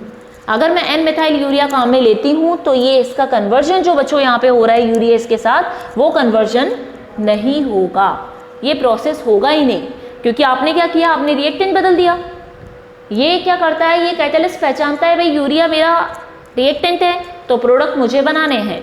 अगर यूरिया मेरा रिएक्टेंट नहीं है या उसकी जगह हमने उसी के जैसे मिलता जुलता, अगर आप बात करो तो एन मिथाइल यूरिया भी क्या है, एक तरह से यूरिया ही तो है। हम कहेंगे कि वहाँ पे क्या हो रहा है, वहाँ पे मिथाइल ग्रुप ऐड हो गया। इधर अपन क्या कह रहे थे बच्चों, यूरिया कह रहे थे सिंपल यूरिया है जो कि यूरिएस की प्रेजेंस में डिकम्पोजिशन हो जाता है। लेकिन अगर अपन बात करते हैं यहाँ पे, अगर आप एन मिथाइल यूरिया काम में लेते हो जो कि सिमिलर है यूरिया से, सिर्फ स्ट्रक्चर थोड़ा सा चेंज है, उसके बावजूद भी यूरिएस एंजाइम वर्क नहीं कर पाता। तो आपको समझ में आया कि कितना स्पेसिफिक होगा, ये चीज़ क्लियर है बच्चों, ये पॉइंट आपको मेरा समझ में आया कि अगर अपन कह रहे हैं स्पेसिफिक एंजाइम होगा तो एंजाइम इतना स्पेसिफिक है कि वो पर्टिकुलर सिर्फ यूरिया के लिए ही काम करेगा। इवन ये इसके एन मिथाइल यूरिया मतलब एन मिथाइल ग्रुप मतलब उसी के रिलेटेड, जैसे हम कहते हैं एल्कोहल में इथाइल और मिथाइल एल्कोहल, तो अगर अपन कहते हैं इथाइल मिथाइल क्या हुए, सेम ही तो कंपाउंड हुए, एक्चुअल में एल्कोहल ही तो है। इसी तरीके से एन मिथाइल यूरिया भी तो यूरिया का ही पार्ट है, उसी के जैसा है, सिमिलर है, थोड़ा सा स्ट्रक्चर चेंज है, उसके बावजूद भी यूरिएस वहाँ पे वर्क नहीं करता। तो ये हमें क्या बताता है बच्चों कि हर एंजाइम जो होता है पर्टिकुलर कितना स्पेसिफिक है कि वो पर्टिकुलर उसी कंपाउंड के लिए काम करेगा, उसी के जैसे, उसी के सिमिलर हम कहते हैं, सिमिलर कहते हैं कंपाउंड के लिए भी वर्क नहीं कर पाता। तो ये प्रॉपर्टी आप समझ सकते हो कि एंजाइम खुद में कितना स्पेसिफिक है। ये खुद urease enzyme methyl and methyl urea के लिए भी काम नहीं करता है। बात समझ में आई बच्चों, ये पॉइंट क्लियर हुआ। अब चलते हैं हम लोग अपने थर्ड पॉइंट पे, जो कि क्या है, स्मॉल क्वांटिटी। ठीक है, ये समझ में आई बात बच्चों, स्मॉल क्वांटिटी की बात करी हमने। अब यहाँ पे अपन क्या कह रहे हैं, स्पेसिफिसिटी के बाद बात करते हैं अपन स्मॉल क्वांटिटी की। स्मॉल मतलब कम से कम amount. Small quantity is needed because they are regenerated. ये चीज़ सेम कैटलिस्ट की तरह हो गई। कैटलिस्ट में बच्चों हमने क्या प्रॉपर्टी पढ़ी थी कि कैटलिस्ट क्या होता है, अपने आप को रीजनरेट कर लेता है। Regenerate in the sense reaction में जाता है, उसमें क्या करता है, इंटरमीडिएट बनाता है, उसके बाद अलग हो जाता है, प्रोडक्ट अलग कर देता है। ठीक इसी प्रकार जब अपन यहाँ पे बात करते हैं बच्चों स्मॉल क्वांटिटी की, तो अपन ने क्या बोला, small quantities needed because they are regenerated. इसका मतलब कम से कम मात्रा आपको एंजाइम की चाहिए जो कि कैटेलिस्ट है, तो यहाँ पे अपन क्या करते हैं, कम से कम मात्रा उसकी लेते हैं, क्योंकि ये क्या करते हैं, अपने आप को रीजनरेट कर लेते हैं, वापस से बना लेते हैं। वापस से बनाने का मतलब क्या हुआ, एंजाइम आया, रिएक्टेंट के साथ जुड़ा, इंटरमीडिएट बनाया, प्रोडक्ट बना के खुद वहां से रिएक्शन से अलग हो गया। क्योंकि एंजाइम या कैटेलिस्ट की प्रॉपर्टी क्या होती है कि वो रिएक्शन में पार्टिसिपेट तो करते हैं, पार्टिसिपेट नहीं करते, एक्चुअल में क्या होता है, भाग लेंगे, लेकिन भाग लेने के बाद क्या होगा, वापस से अलग भी हो जाते हैं, वो उसी के साथ प्रोडक्ट में कन्वर्ट नहीं होते हैं। पार्टिसिपेट इस तरीके से करते हैं कि सिर्फ वो क्या करते हैं, अपन बेस प्रोवाइड करवाते हैं जहाँ पे रिएक्टेंट आके जुड़ने के बाद प्रोडक्ट बनाए और फिर कैटेलिस्ट अलग हो जाए। तो क्या होगा, स्मॉल क्वांटिटी चाहिए होगी आपको इसकी, एंजाइम की कम से कम क्वांटिटी भी क्या करेगी, इतनी रिएक्शन को बढ़ा देगी, 10 की power 8 to 10 to the power 20 तक इतनी स्पीड बढ़ा देगी, और क्या करेगा, ये कम से कम क्वांटिटी में भी वर्क कर जाएगा और खुद को फिर से बच्चों रीजनरेट कर लेता है, वापस से बना लेता है। अब अपन चलते हैं इसकी फोर्थ प्रॉपर्टी पे जो कि है ऑप्टिमम टेम्परेचर एंड पीएच। क्या मतलब हुआ इसका, अपन कहते हैं एंजाइम जो है वो कैटेलाइज करेगा रिएक्शन को, है maximum rate at human body. मतलब अपन ने क्या करा, एंजाइम जो रिएक्शन कैटेलाइज कर रहा है वो कहाँ पे करता है, हाईली एफिशिएंटली हम कहेंगे, या फिर ज़्यादा से ज़्यादा अच्छे से वर्क किस पे करता है, ह्यूमन बॉडी में करता है। क्योंकि ह्यूमन बॉडी में क्यों कर रहा है बच्चों, क्योंकि इसको कंडीशन कैसी चाहिए, ऑप्टिमम टेम्परेचर, पर्टिकुलर टेम्परेचर चाहिए, जो कि क्या है, ह्यूमन बॉडी का कितना होता है, अगर अपन कहें नॉर्मल टेम्परेचर 37 डिग्री सेल्सियस, तो जो हम कह रहे हैं एंजाइम का वर्क करने का टेम्परेचर भी कितना होगा बच्चों, 37 डिग्री सेल्सियस होता है। और इसको पीएच कितना चाहिए, पीएच चाहिए 7.4। बच्चों समझ में आई बात, मैंने क्या कहा, हम कह रहे हैं एंजाइम को अच्छे से वर्क करने के लिए, अच्छे से काम करने के लिए क्या चाहिए, यहाँ पे पर्टिकुलर टेम्परेचर और पीएच होना चाहिए। तो टेम्परेचर जो सूटेबल है, जो कि जिसमें रिएक्शन ये आसानी से करता है, वो इसका टेम्परेचर कितना है, 37 डिग्री सेल्सियस, जो कि ह्यूमन बॉडी का नॉर्मल टेम्परेचर होता है। बात समझ में आई बच्चों। और पीएच इसको कितना चाहिए, 7.4। तो हमारी ह्यूमन बॉडी में ब्लड जो हम बताते हैं, ब्लड का पीएच क्या होता है, स्लाइटली बेसिक होता है पीएच, लिटरली अपन कहेंगे 7.4 के आसपास ही होता है, ठीक है। तो ब्लड का पीएच भी इससे रिलेटेड हो गया, जो कि क्या होगा, स्लाइटली बेसिक होगा। और इसी टेम्परेचर पीएच कंडीशन के अंदर ही एंजाइम अच्छे से वर्क करता है। इसीलिए अपन ने क्या बोला, इसका मैक्सिमम रेट कहाँ पे मिलेगा बच्चों, इसके वर्किंग का आपको ह्यूमन बॉडी के अंदर मिलेगा। क्योंकि ह्यूमन बॉडी में टेम्परेचर वही है, अपन ने क्या कहा था, एंजाइम वर्क करते हैं किसके लिए, लिविंग थिंग्स के लिए, लिविंग चीज़ों के लिए वर्क करते हैं। तो यहाँ पे अपन ने बताया था, तो लिविंग में क्या आते हैं, प्लांट भी आ गए, एनिमल बॉडी भी आ गई, लेकिन ह्यूमन बॉडी का टेम्परेचर और पीएच जो है वो एग्जैक्ट वैसा ही है जैसा कि एंजाइम को चाहिए। इसलिए रिएक्शन अच्छे से प्रॉपर तरीके से कहाँ पे हो पाती है, ह्यूमन बॉडी में मैक्सिमम रेट के साथ हो जाती है। जहाँ पे अपन ने ब्लड लिया, ब्लड जो होता है बेसिक, स्लाइटली बेसिक, बेसिक मतलब प्रॉपर नहीं बताएंगे, स्लाइटली मिनिमम मतलब अपन कहते हैं ना स्लाइटली हल्का सा बेसिक है। बेसिक में इसका पीएच जो है 7.4 के इक्वल होता है, जिसके थ्रू इसका जो वर्किंग है अच्छे से होती है। क्योंकि हमें पता है एंजाइम वर्क किस में करेगा, ब्लड ही तो मेन होता है। ब्लड ही तो क्या करता है, ऑक्सीजन को कैरी करने का काम करता है, एनर्जी को हर सेल तक पहुंचाने का काम करता है। तो मेन क्या होना चाहिए, ब्लड का पीएच और टेम्परेचर भी जैसा होना चाहिए जो कि एंजाइम को चाहिए। एंजाइम और ब्लड का पीएच और टेम्परेचर मैच हो जाता है बच्चों, तो उसके अकॉर्डिंग इनकी जो रिएक्शन की स्पीड है वो क्या होती है, बढ़ जाती है। इसको आप समझ सकते हो ना, जो कंडीशन चाहिए एंजाइम को वर्क करने के लिए वो ब्लड में अवेलेबल है, इसका मतलब वो क्या करता है, आसानी से वहाँ पे वर्क कर पाता है, रिएक्शन को बढ़ाता है, ब्लड उस एनर्जी को ग्रैब करता है और सभी सेल्स तक पहुँचाने का काम करता है। क्योंकि अगर अपन देखें तो ह्यूमन बॉडी में सभी जगह पे क्या होता है, ब्लड ही तो सर्कुलेट होता है। अगर अपन बात करते हैं, बायो के बच्चों को अच्छे से पता है, मैथ्स वाले अगर सिंपली टर्म में समझना चाहें तो आप समझ सकते हो, हर नसों तक, हर सेल, हर कोशिका तक क्या होता है, ब्लड ही सर्कुलेट होता है। और ब्लड में ये सारे फिनोमेना होते हैं, तभी तो जाके जो बड़ा मॉलिक्यूल जब छोटे में टूटता है तो उसके जो कंपाउंड्स होते हैं, वो कंपाउंड जो एनर्जी को कैरी करे हुए होते हैं, वो सारे क्या होते हैं, ब्लड के थ्रू ही हर सेल तक पहुंचते हैं, जहाँ पे हमको क्या होता है, बॉडी के हर पार्ट में आपको एनर्जी मिलती है, आप अच्छे से वर्क कर पाते हो, आप एफिशिएंट हो पाते हो। बात समझ में आई। तो वर्किंग जो है, वर्किंग एनवायरनमेंट ब्लड में ही अवेलेबल है, तो इसीलिए एंजाइम इसमें अच्छे से वर्क कर पाते हैं। तो अपन ने क्या देखा बच्चों, एंजाइम देखा, एंजाइम की एग्जांपल्स देख लिए।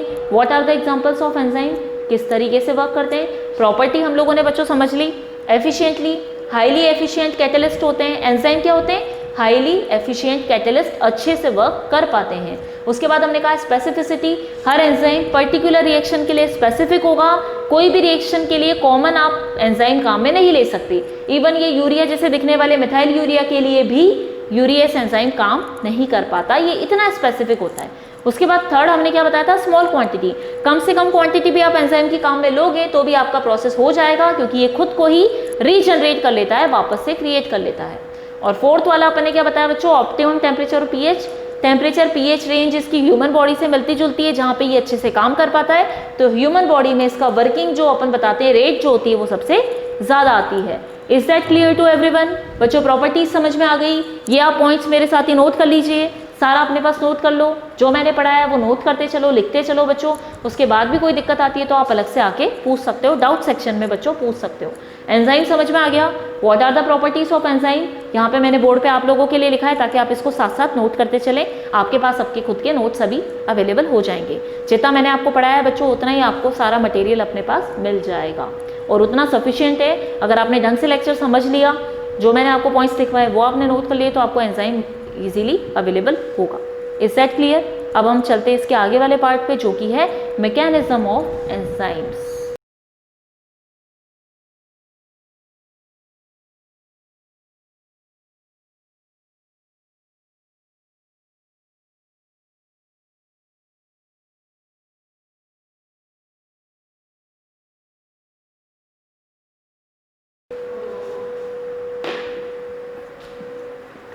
अब बच्चों आ जाते हैं हम लोग यहाँ पे मैकेनिज्म वाले पार्ट पे। What are the mechanism of enzyme catalysis? अभी तक अपन जो पढ़ रहे थे बच्चों किसके बारे में पढ़ रहे थे? What is enzyme, enzyme actual में होता क्या है, उसके कुछ एग्जांपल्स आप लोगों ने देखे और उसकी कुछ प्रॉपर्टीज देखी। अब अपन यहाँ पे जो डिस्कस कर रहे हैं ना बच्चों वो क्या है? Mechanism of enzyme catalysis. अभी टर्मिनोलॉजी का मतलब समझिए, मैंने आपको पहले भी समझाया है, बार बार समझा रही हूँ ताकि आप कंफ्यूजन में नहीं जाएं। कैटेलिस्ट मैंने आपको क्या कहा था? वो जो रेट ऑफ रिएक्शन को इंक्रीज करता है, और पूरे प्रोसेस को हम लोग क्या कह रहे थे? कैटेलाइसिस कह रहे थे। तो यहाँ पे भी जो कंप्लीट रिएक्शन है उसका मैकेनिज्म क्या है उसको समझने के लिए यहाँ पे जो हमने लिखा है बच्चों, हेडिंग लिखी है वो क्या है? Mechanism of enzyme catalysis. इसका मतलब पूरे प्रोसेस को हमें समझना है कि इसका मैकेनिज्म क्या होगा। बात समझ में आई बच्चों? कंफ्यूज बार बार मत होना। कैटेलिस्ट का मतलब क्या हुआ? वो सब्सटेंस जो रेट ऑफ रिएक्शन बढ़ाता है, और इस पूरे फिनोमेना को, पूरे प्रोसेस को हम कैटेलाइसिस कहते हैं। एंजाइम भी एक तरह का कैटेलिस्ट है, इसलिए अपने यहाँ पे क्या लिखा? Mechanism of enzyme catalysis. Enzyme catalysis की मैकेनिज्म, कंप्लीट फिनोमेना का मैकेनिज्म कैसा होगा उसको हम इसके थ्रू यहाँ पर समझ सकते हैं। अब यहाँ पे मैंने एक डायग्राम बनाया बच्चों, डायग्राम को ध्यान से देखिएगा, आप इसको नोट करते चलिएगा मेरे साथ कि मैकेनिज्म किस तरीके का होता है। मैंने यहाँ पे कंप्लीट आपको लिख दिया है। डायग्राम भी देख लीजिए, डायग्राम भी मेरे साथ बना लीजिएगा आप लोग, ठीक है? यहाँ पे देखिए, जैसे कि एंजाइम, आपको जो ये स्ट्रक्चर दिख रहा है इसको मैंने क्या बताया? ये क्या है? अपना एक एंजाइम है जो कंप्लीट रिएक्शन में पार्टिसिपेट करता है। जैसे अपने यूरिया के लिए लिया तो यूरिया का अपन ले सकते हैं एग्जाम्पल, यूरिएज एंजाइम, मान लेते हैं यूरिएज ही है। तो हमने क्या कहा? यहाँ पे एंजाइम है, कोई भी एंजाइम हो सकता है ये। अब देखो बच्चों, एंजाइम जो आपको दिख रहा होगा, एंजाइम पे पर्टिकुलर स्ट्रक्चर बने हुए हैं। यहाँ पे देख पा रहे हो आप, ये जो पर्टिकुलर स्ट्रक्चर बने हुए हैं ये इसका क्या होता है? स्पेशल स्ट्रक्चर होता है, जिसमें क्या होता है? रिएक्टेंट और सबस्ट्रेट जो है अपना, इसको यहाँ पे अपने सबस्ट्रेट बोला, इसको हम रिएक्टेंट भी बोल सकते हैं। रिएक्टेंट आके इसके पर्टिकुलर साइज में फिट हो जाता है। अब बच्चों बात समझिएगा ध्यान से, हमने क्या कहा था? एंजाइम जो होते हैं स्पेसिफिक होते हैं। अब हमने कोई पर्टिकुलर एंजाइम लिया यहाँ पे, तो ये एंजाइम क्या होगा? स्पेसिफिक नेचर का। क्यों होगा एंजाइम? तो हम डायग्राम से समझते हैं बच्चों। यहाँ पे रिएक्शन के लिए ऐसा है, मान लीजिए अपन ने 3-4 रिएक्शन देखी, सबके लिए इसका शेप ऐसा नहीं होगा। किसी के लिए हो सकता है मान लो ऐसा हो, ठीक है, इतना ही हो। किसी के लिए क्या हो सकता है? किसी के लिए सिर्फ ऐसा स्ट्रक्चर यूँ हो सकता है, या किसी के लिए हम लोग कह देते हैं किस तरीके का स्ट्रक्चर बनेगा, कुछ यूँ और ये कुछ यूँ हो गया। तो आप खुद देख सकते हो बच्चों डायग्राम के अंदर कि यहाँ पे क्या हो रहा है? हर एंजाइम का स्ट्रक्चर अलग अलग होगा। हमने क्या कहा था पहले ही पॉइंट में कि एंजाइम क्या होते हैं बच्चों? स्पेसिफिक होते हैं। स्पेसिफिक का मतलब क्या होता है? वो पर्टिकुलर एक रिएक्शन के लिए एक ही एंजाइम अलग ही होगा। तो यहाँ पे जैसे अपन ने सबस्ट्रेट लिया, तो सबस्ट्रेट के अकॉर्डिंग क्या होता है? एंजाइम के ऊपर साइट्स अवेलेबल होती हैं, हम कह सकते हैं एक्टिव ग्रुप्स अवेलेबल होते हैं, जो क्या करते हैं? रिएक्टेंट से जाके ऐड हो जाते हैं। जैसे मैंने यहाँ पे लिखा ना कि कुछ पर्टिकुलर ग्रुप होंगे, जैसे कि अपन कह सकते हैं यहाँ पे अमाइड ग्रुप हो गया, NH2 हो गया, COH ग्रुप होता है, SH होता है, OH होता है, कुछ इस तरह के पर्टिकुलर ग्रुप होते हैं किस पर? एंजाइम के स्ट्रक्चर के ऊपर, जहाँ पे क्या होगा? वो क्या करेगा? रिएक्टेंट को बाइंड करेगा। बच्चों समझिएगा ये चीज़ ध्यान से। हमने क्या कहा था, अभी हम क्या पढ़ रहे हैं, एंजाइम का मैकेनिज्म, एंजाइम की एक्टिविटी का, एंजाइम के प्रोसेस का मैकेनिज्म समझ रहे हैं हम लोग। तो यहाँ पे एंजाइम के मैकेनिज्म को समझने के लिए हम एक पॉइंट यहाँ पे डिस्कस कर रहे हैं, जो हमने क्या कहा था कि एंजाइम जो होता है बच्चों अपना कैसा होता है, वो स्पेसिफिक होता है। स्पेसिफिक नाम से समझ में आया, पर्टिकुलर किसी एक रिएक्शन के लिए वो वही एंजाइम काम करेगा। क्यों ऐसा होता है, तो उसको हम समझ लेते हैं कि एंजाइम के स्ट्रक्चर के ऊपर कुछ स्पेशल साइट बनी हुई होती है, या हम कह सकते हैं स्पेशल स्ट्रक्चर बने हुए होते हैं, फीचर बने हुए होते हैं। अब ये जो फीचर है बच्चों कैसे होते हैं, ये फिक्स्ड होते हैं, मतलब ये पर्टिकुलर रिएक्टेंट के लिए फिक्स होंगे, इसलिए हर रिएक्शन में अलग अलग एंजाइम काम में लिया जाता है। एक ही एंजाइम हर एक के लिए काम क्यों नहीं करता, अब ये स्ट्रक्चर से आप समझ सकते हो। जैसे मैंने आपको बताया यहाँ पे जो इसके एक्टिव ग्रुप हैं वो अलग अलग होते हैं। ये जो अपने यहाँ पे बताया कैविटी जैसा आप कह सकते हो, या जो इसकी संरचना बनी हुई है बच्चों, वो क्या होता है एक्चुअल में, वो एक्टिव ग्रुप्स होते हैं। जैसे कि अपने यहाँ पे देखा NH2 होगा, COH होगा, SH, OH, कोई भी ग्रुप यहाँ पे ऐसे एक्टिव ग्रुप अवेलेबल हैं। इन कैविटी में क्या है, ग्रुप्स हैं जो कि क्या करते हैं, रिएक्टेंट को बाइंड करने का काम करते हैं। और ये जो ग्रुप्स हैं और कैविटी जो है ये सब पर्टिकुलर अलग अलग होती हैं, कुछ ऐसे मिल जाएगी, कुछ यूं मिल जाएगी, तो सबका अलग अलग है। अब इसका एग्जांपल अपन कैसे समझ सकते हैं बच्चों, जैसे आपने घर में देखा है लॉक और की, हम इसको एंजाइम के मैकेनिज्म को लॉक एंड की मेथड से भी समझ सकते हैं। अब आप लोगों को अगर मैं सिंपल टर्मिनोलॉजी में, सिंपल भाषा में मैं आपसे पूछूं कि अपन ने देखा है अलग अलग तरह के ताले होते हैं, लॉक होते हैं बच्चों, लॉक की अलग अलग कीज बनी हुई होती हैं, हर लॉक की पर्टिकुलर की आपको अलग अलग मिलेगी। क्या मैं ये कह सकती हूँ कि एक ताला एक चाबी से, सारे ताले एक चाबी से खुल सकते हैं क्या, खुल सकते हैं क्या बच्चों, नहीं खुलेंगे। क्यों नहीं खुलेंगे, क्योंकि उनका पर्टिकुलर स्ट्रक्चर अलग अलग बना हुआ होता है। की आप लोगों ने देखी होगी, की में क्या होता है, कई बार कुछ इस तरीके का स्ट्रक्चर होगा, किसी की का कैसा होता है, किसी की का ऐसा होता है, या फिर ये इस तरह का स्ट्रक्चर होता है। तो क्या होता है बच्चों, हर की अलग होती है, हर ताले के लिए हर ताले की चाबी अलग अलग होती है। पर्टिकुलर एक चाबी से सारे ताले आप नहीं खोल सकते। क्यों नहीं खोल पाते हो, क्योंकि उनका स्ट्रक्चर कुछ इस तरीके का बना हुआ होता है। अगर ये चाबी इस तरीके की है तो इसका ताला भी क्या होना चाहिए, इसके ऊपर एक्टिव साइट या कैविटी ऐसी बनी हुई होनी चाहिए। ठीक इसी तरीके से हर रिएक्टेंट के लिए, स्पेसिफिक रिएक्टेंट के लिए स्पेसिफिक एंजाइम ही हम काम में लेंगे, कॉमन एंजाइम हर इसके लिए काम में नहीं लिया जाएगा। आप स्ट्रक्चर से समझ सकते हो, जैसे यहाँ पे रिएक्टेंट जो हमने लिया, रिएक्टेंट या सब्सट्रेट हमारा ऐसा है, तो एंजाइम के ऊपर क्या है, एक्टिव साइट और कैविटी इसके सिमिलर ही बनी हुई होगी। जहाँ पर क्या होगा अपना, देखिए आप, एंजाइम से सब्सट्रेट ऐड हुआ, रिएक्टेंट क्या करता है, जब भी हम कैटलिस्ट वाले मैकेनिज्म भी देखते थे तो क्या होता था, कैटलिस्ट उस पर आके बाइंड हो जाता था। बाइंड होने के बाद रिएक्टेंट कैटलिस्ट बाइंड होते हैं आपस में, रिएक्शन कंप्लीट होता है, प्रोडक्ट बनता है और वापस से कैटलिस्ट अलग हो जाता है। ठीक इसी प्रकार यहाँ पर भी बच्चों यही होगा, एंजाइम और सब्सट्रेट आपस में आके जुड़ेंगे, जुड़ने के बाद एंजाइम सब्सट्रेट का कॉम्प्लेक्स बनेगा। अपन ने देखा है इंटरमीडिएट बनता है बच्चों, कॉम्प्लेक्स बनता है। तो आप डायग्राम से समझ सकते हो, एंजाइम के पास सब्सट्रेट आया, दोनों आके आपस में बाइंड हुए तो एंजाइम सब्सट्रेट कॉम्प्लेक्स बन गया। तो अपन ने देखा यहाँ पे कैविटी है, कैविटी के अंदर अपना सब्सट्रेट अपना रिएक्टेंट जाके अच्छे से बाइंड हो गया। अच्छे से बाइंड होने के बाद यहाँ पे क्या हुआ, कॉम्प्लेक्स बना। कॉम्प्लेक्स बनने के बाद रिएक्टेंट किस में बदल गया बच्चों, प्रोडक्ट में बदल गया। यहाँ पे दिख रहा है आपको, जो रिएक्टेंट आया था, रिएक्टेंट से क्या मिल गया अपन को, प्रोडक्ट मिल गए। प्रोडक्ट मिलने के बाद एंजाइम अपना क्या हो गया बच्चों, सेपरेट हो गया, अलग हो गया। अपन ने कहा है एंजाइम क्या है, एक तरह का कैटलिस्ट है जो रिएक्शन करवाने में हेल्प करता है और बाद में अलग हो जाता है। लेकिन कैटलिस्ट और एंजाइम में क्या डिफरेंस है, एक कैटलिस्ट कई रिएक्शन में काम में लिया जा सकता है, लेकिन एक एंजाइम सभी रिएक्शन में काम में नहीं लिया जा सकता।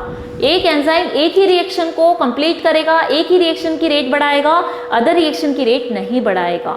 और ये एंजाइम कैसे होते हैं बच्चों, स्पेसिफिक होते हैं। हमें डायग्राम से समझ में आ गया, हमें ये डायग्राम देख के आपको समझ में आ रहा होगा इजीली कि यहाँ पे क्या होता है, स्पेशल कैविटीज बनी हुई होती हैं, जो कैविटी पे स्पेशल ग्रुप होते हैं, उन्हीं ग्रुप से, पर्टिकुलर ग्रुप से ही पर्टिकुलर रिएक्टेंट ऐड हो पाता है, हर रिएक्टेंट ऐड नहीं हो पाता। जैसे ये एंजाइम की कैविटी में यही रिएक्टेंट फिट हुआ, इसी वजह से हमें प्रोडक्ट मिला। अब मान लीजिए मैं कोई और रिएक्टेंट, जैसे कि ये वाला रिएक्टेंट यहाँ पे ले लूँ, तो क्या रिएक्शन पॉसिबल होगी, रिएक्शन पॉसिबल नहीं होगी।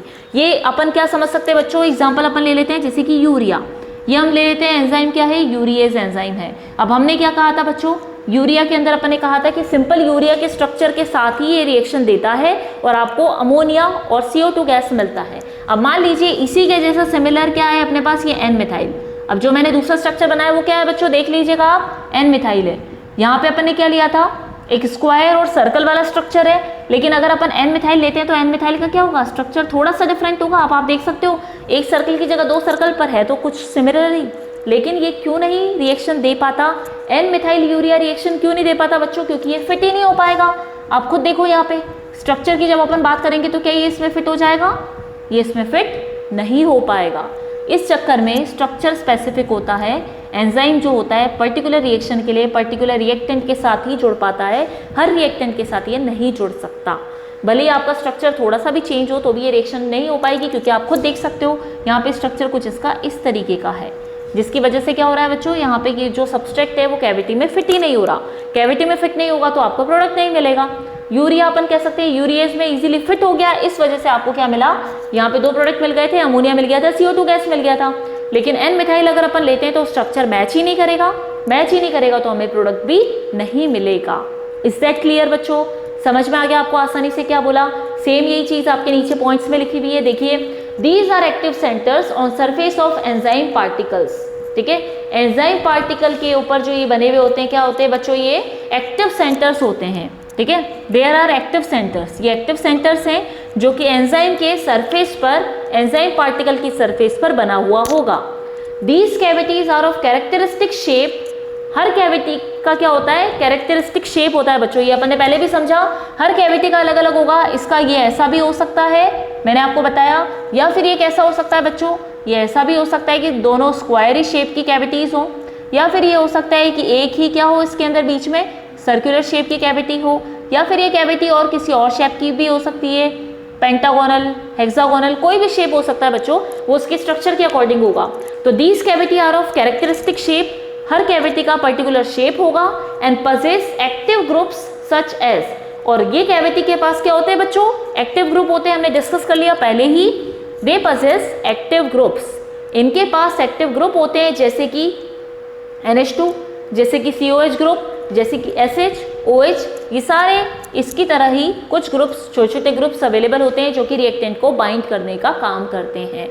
इज दैट क्लियर बच्चों, समझ में आया ये चीज। हमने क्या कहा, there are active centres on surface of enzyme particles, enzyme के पार्टिकल की सरफेस पर क्या होते हैं बच्चों, एक्टिव सेंटर प्रेजेंट होते हैं, और these cavity are of characteristic shape, और ये जो कैविटी होती है सबका अलग अलग शेप होता है, और उनके पास क्या होते हैं, अलग अलग एक्टिव ग्रुप प्रेजेंट होते हैं। उसके बाद अपन कहते हैं the molecule of reactant which have complementary shape. अब ये बात समझ में आई, रिएक्टेंट का या सब्सट्रेक्ट का वो मॉलिक्यूल जिसका एंजाइम के साथ ही कॉम्प्लीमेंट्री शेप होगा। इसका मतलब अपन यहाँ पे क्या कह रहे हैं, जैसे कि अगर एंजाइम यहाँ पे अपन कहते हैं लॉक की तरह स्ट्रक्चर है, तो उसकी की भी कैसे होगी, उसकी जैसे ही होगी। इसका मतलब अपन यहाँ पे क्या कह सकते हैं, इसको लॉक कह सकते हैं बच्चों, और इसको की कह सकते हैं। ये बात समझ में आई, जैसा कि लॉक का स्ट्रक्चर होता है ऐसे ही एंजाइम का स्ट्रक्चर है, तो एंजाइम के लिए भी क्या होगी, लॉक की तरह ही स्पेसिफिक की होगी। ठीक इसी तरह से स्पेसिफिक एंजाइम का भी स्पेसिफिक सबस्ट्रेट या फिर स्पेसिफिक रिएक्टेंट होगा। बात समझ में आई बच्चों, तभी रिएक्शन पॉसिबल हो पाएगी। इसीलिए हमने कहा यूरिएज स्पेसिफिक एंजाइम है तो इसका स्पेसिफिक रिएक्टेंट यूरिया ही होगा, एन मिथाइल पॉसिबल नहीं होगा। तो देखा आपने, जैसे हर ताले की अपनी अलग ही चाबी होती है, ठीक इसी तरह से हर एंजाइम का अलग ही रिएक्टेंट होगा, अलग ही क्या कहेंगे अपन, क्रियाकारक होगा, जिससे रिएक्शन होने के बाद आपको प्रोडक्ट मिलेगा। तो अपन ने लास्ट में यही बोला, द मॉलिक्यूल ऑफ रिएक्टेंट या substrate which have complementary shape fit into these cavity just like a key fits into a lock. ये बात समझ में आई बच्चों, अपन ने क्या बोला, मॉलिक्यूल जो है रिएक्टेंट का उसका कॉम्प्लीमेंट्री शेप होगा, मतलब उसका भी शेप एंजाइम की तरह ही होगा, जो कि क्या करेगा, इस कैविटी में फिट हो जाएगा, जैसे कि लॉक में की फिट हो जाती है, जैसे पर्टिकुलर ताले की पर्टिकुलर चाबी होती है, ठीक इसी प्रकार हर पर्टिकुलर एंजाइम का पर्टिकुलर सबस्ट्रेट होगा। इसीलिए हम लोगों ने देख लिया इन्वर्जन प्रोसेस के अंदर भी केन शुगर के लिए इन्वर्टेज एंजाइम था, अपन ने देखा ग्लूकोज के लिए जाइमेज एंजाइम था जिससे इथाइल अल्कोहल बना, मिल्क के लिए लैक्टोबैसिलस एंजाइम था, पर्टिकुलर एंजाइम था जिसकी वजह से कर्ड बना। तो ये बात आपको समझ में आई बच्चों अच्छे से कि पर्टिकुलर एंजाइम के लिए पर्टिकुलर सबस्ट्रेट होगा, जैसे हर ताले की अलग अपनी चाबी होती है, ठीक इसी प्रकार हर एंजाइम के लिए भी अपना सबस्ट्रेट अलग अलग होता है, या हम कह सकते हैं हर रिएक्टेंट के लिए अलग अलग क्या होता है, अपना एंजाइम होता है, स्पेसिफिक एंजाइम होता है। हर ताले की अपनी अलग चाबी है, ठीक इसी तरह से हर एंजाइम के लिए अपना अलग क्रियाकारक रिएक्टेंट है या सबस्ट्रेट है, या फिर हम कह सकते हैं हर सबस्ट्रेट का अपना अलग पर्टिकुलर एंजाइम होता है। किसमें? एंजाइम कैटालाइसिस प्रोसेस के अंदर। तो is that clear to everyone? बच्चों सभी को अच्छे से समझ में आ गया? क्या कहा मैंने यहाँ पे? मैकेनिज्म देखते हैं अपन एंजाइम कैटालिसिस का। एक एंजाइम है जिसका पर्टिकुलर रिएक्टेंट होगा, तो जैसे एंजाइम की स्पेसिफिक कैविटी बनी हुई है वैसे ही स्पेसिफिक यहाँ पे इसका सबस्ट्रेट होगा या अपन कहेंगे रिएक्टेंट होगा। दोनों आपस में जुड़ पाएंगे क्योंकि कैविटी सेम है, तभी तो जुड़ पाएंगे आपस में। जुड़ने के बाद ही आपको क्या मिलेगा? एंजाइम मिलेगा, सबस्ट्रेट का कॉम्प्लेक्स मिलेगा, और वो होने के बाद जो अपना सबस्ट्रेट का कॉम्प्लेक्स बना वो आखिर में जाके प्रोडक्ट में कन्वर्ट हो जाएगा और हमारी रिएक्शन कंप्लीट हो जाएगी। Is that clear? बच्चों पॉइंट समझ में आया? ये नोट कर लीजिए, जो बोर्ड पे लिखा हुआ है डायग्राम बना लो बच्चों, इसको नोट कर लो, अपने पास लिख लो अच्छे से। टाइम है आप लोगों के पास, अच्छे से नोट कर लीजिए, लिख लीजिए जितना मैंने आपको यहाँ पे लिखवाया है, ताकि आपको समझ में आ जाएगा what is enzyme, what is the mechanism of enzyme. Enzyme के नोट्स अभी हमारे पास हैं नहीं, तो जो भी चीज़ मैंने आपको पढ़ाई है वो मैंने आपको बोर्ड पे लिख के डेफिनेशन दी है बच्चों, इसीलिए लिखा है मैंने ताकि आप लोग अपने पास इसको नोट कर सको। तो जो चीज़ हमने पढ़ी है वो आपके पास अवेलेबल हो जाएगी, आप उससे भी याद कर सकते हो, समझ सकते हो, तो भी आपके लिए इतना सफिशिएंट होगा। Is that clear? नोट्स आपको बाद में प्रोवाइड हो जाएंगे। अभी जो मैंने जितना लिखवाया है, जितनी डेफिनेशन लिखवाई है बच्चों, वो आप लोग आराम से इसको अच्छे से अपने पास नोट कर लीजिए। स्क्रीनशॉट ले सकते हो तो स्क्रीनशॉट ले लीजिए, नहीं तो अगर आपको यहाँ से लिखना हो तो आप भी इसको हर डेफिनेशन को अपने पास नोट कर सकते हो। उसके बाद भी बच्चों कोई डाउट होता है, आपको कोई चीज़ नहीं समझ में आ रही तो आप पूछ सकते हो। ये चीज़ समझ में आई? ठीक है बच्चों, तो हमने क्या डिस्कस किया? हमने अब जो पढ़ा अपन ने कैटेलिस्ट के बाद हम लोगों ने क्या पढ़ा? एंजाइम के बारे में। एंजाइम क्या होते हैं एक्चुअल में? बायोलॉजिकल कैटेलिस्ट होते हैं, बायोकेमिकल कैटेलिस्ट होते हैं, जो कि क्या करते हैं? लिविंग ऑर्गेनिज्म की बॉडी में वर्क करते हैं, जो रेट ऑफ रिएक्शन को बहुत हाईली स्पीड के साथ इंक्रीज कर देते हैं। हम कह सकते हैं एंजाइम लिविंग ऑर्गेनिज्म के लिए वर्क करता है, और वहाँ पे उनकी जितनी भी ऑर्गेनिज्म की बायोकेमिकल रिएक्शंस होती हैं, जो भी जैविक क्रियाएं हैं, बायोकेमिकल रिएक्शन जो कि बॉडी में होगी, जो कि लिविंग ऑर्गेनिज्म में होगी, उसकी रेट ऑफ रिएक्शन को इंक्रीज करने का काम कौन करता है? एंजाइम करता है। जैसे हमने अदर एग्जांपल्स देख लिए, फिर हमने एंजाइम की प्रॉपर्टीज देखी, कितनी एंजाइम की अलग अलग प्रॉपर्टीज होती हैं, कि स्पेसिफिक होगा, कम अमाउंट में भी काम कर जाएगा। उसके बाद अपन ने देखा कि उसका क्या होता है? रेट ऑफ रिएक्शन बहुत हाईली स्पीड के साथ बढ़ा देता है, और अपन ने कहा कि यहाँ पे क्या होता है? ये रीजनरेट भी हो जाता है, वापस से हमें मिल जाता है। और पर्टिकुलर टेम्परेचर pH रेंज जो कि बॉडी का होता है, ह्यूमन बॉडी का, उसी के अकॉर्डिंग उसी फिट सिचुएशन में आसानी से काम करता है, आसानी से रेट ऑफ रिएक्शन को इंक्रीज कर देता है। उसके बाद मैकेनिज्म देख लिया हम लोगों ने, तो मैकेनिज्म से हमें समझ में आया कि हर एंजाइम स्पेसिफिक क्यों होता है, क्योंकि इसका स्ट्रक्चर हर एक का अलग अलग होता है। जैसे हर ताले की अलग अलग चाबी होती है, ठीक इसी प्रकार हर अभिक्रिया के लिए, हर रिएक्शन के लिए अलग अलग एंजाइम ही काम में लिया जाता है। एक एंजाइम के साथ आप दो रिएक्शन कभी भी नहीं कर सकते हो। Is that clear? समझ में आया बच्चों आसानी से? पॉइंट्स हम लोगों ने देख लिया, यहाँ तक हमने समझ लिया व्हाट आर एंजाइम्स, एंजाइम की क्या प्रॉपर्टीज होती हैं, एंजाइम का क्या मैकेनिज्म होता है। अब अपन अपने नेक्स्ट लेक्चर में जो पढ़ेंगे बच्चों, कोलॉइड के बारे में पढ़ेंगे। What are the colloids? Colloid होते क्या हैं, क्या क्या प्रॉपर्टी शो करते हैं, क्या क्या फिनोमेना शो करते हैं। और जैसे कोलॉइड वाला पार्ट खत्म होगा तो अपना सरफेस केमिस्ट्री भी कंप्लीट हो जाएगा। Is that clear? और फिर भी कोई बच्चों डाउट आता है, आपको नहीं समझ में आ रही है कोई चीज़, कोई स्किप हो गई, कोई चीज़ नहीं समझ में आई, डाउट सेक्शन में जाके डाउट पूछिए, और अभी अवेलेबल है हम लोग वहाँ पे। आपको आराम से कोई भी दिक्कत होती है, कोई भी चीज़ परेशानी होती है, नहीं समझ में आ रहा, तो आप इजीली वहाँ पे पूछ सकते हैं। इज दैट क्लियर बच्चों? समझ में आ गई चीज़? Thank you class. Next lecture में हम लोग अपना डिस्कस करेंगे किसके बारे में? कोलॉइड के बारे में पढ़ेंगे। ओके, थैंक यू बच्चों, थैंक यू क्लास।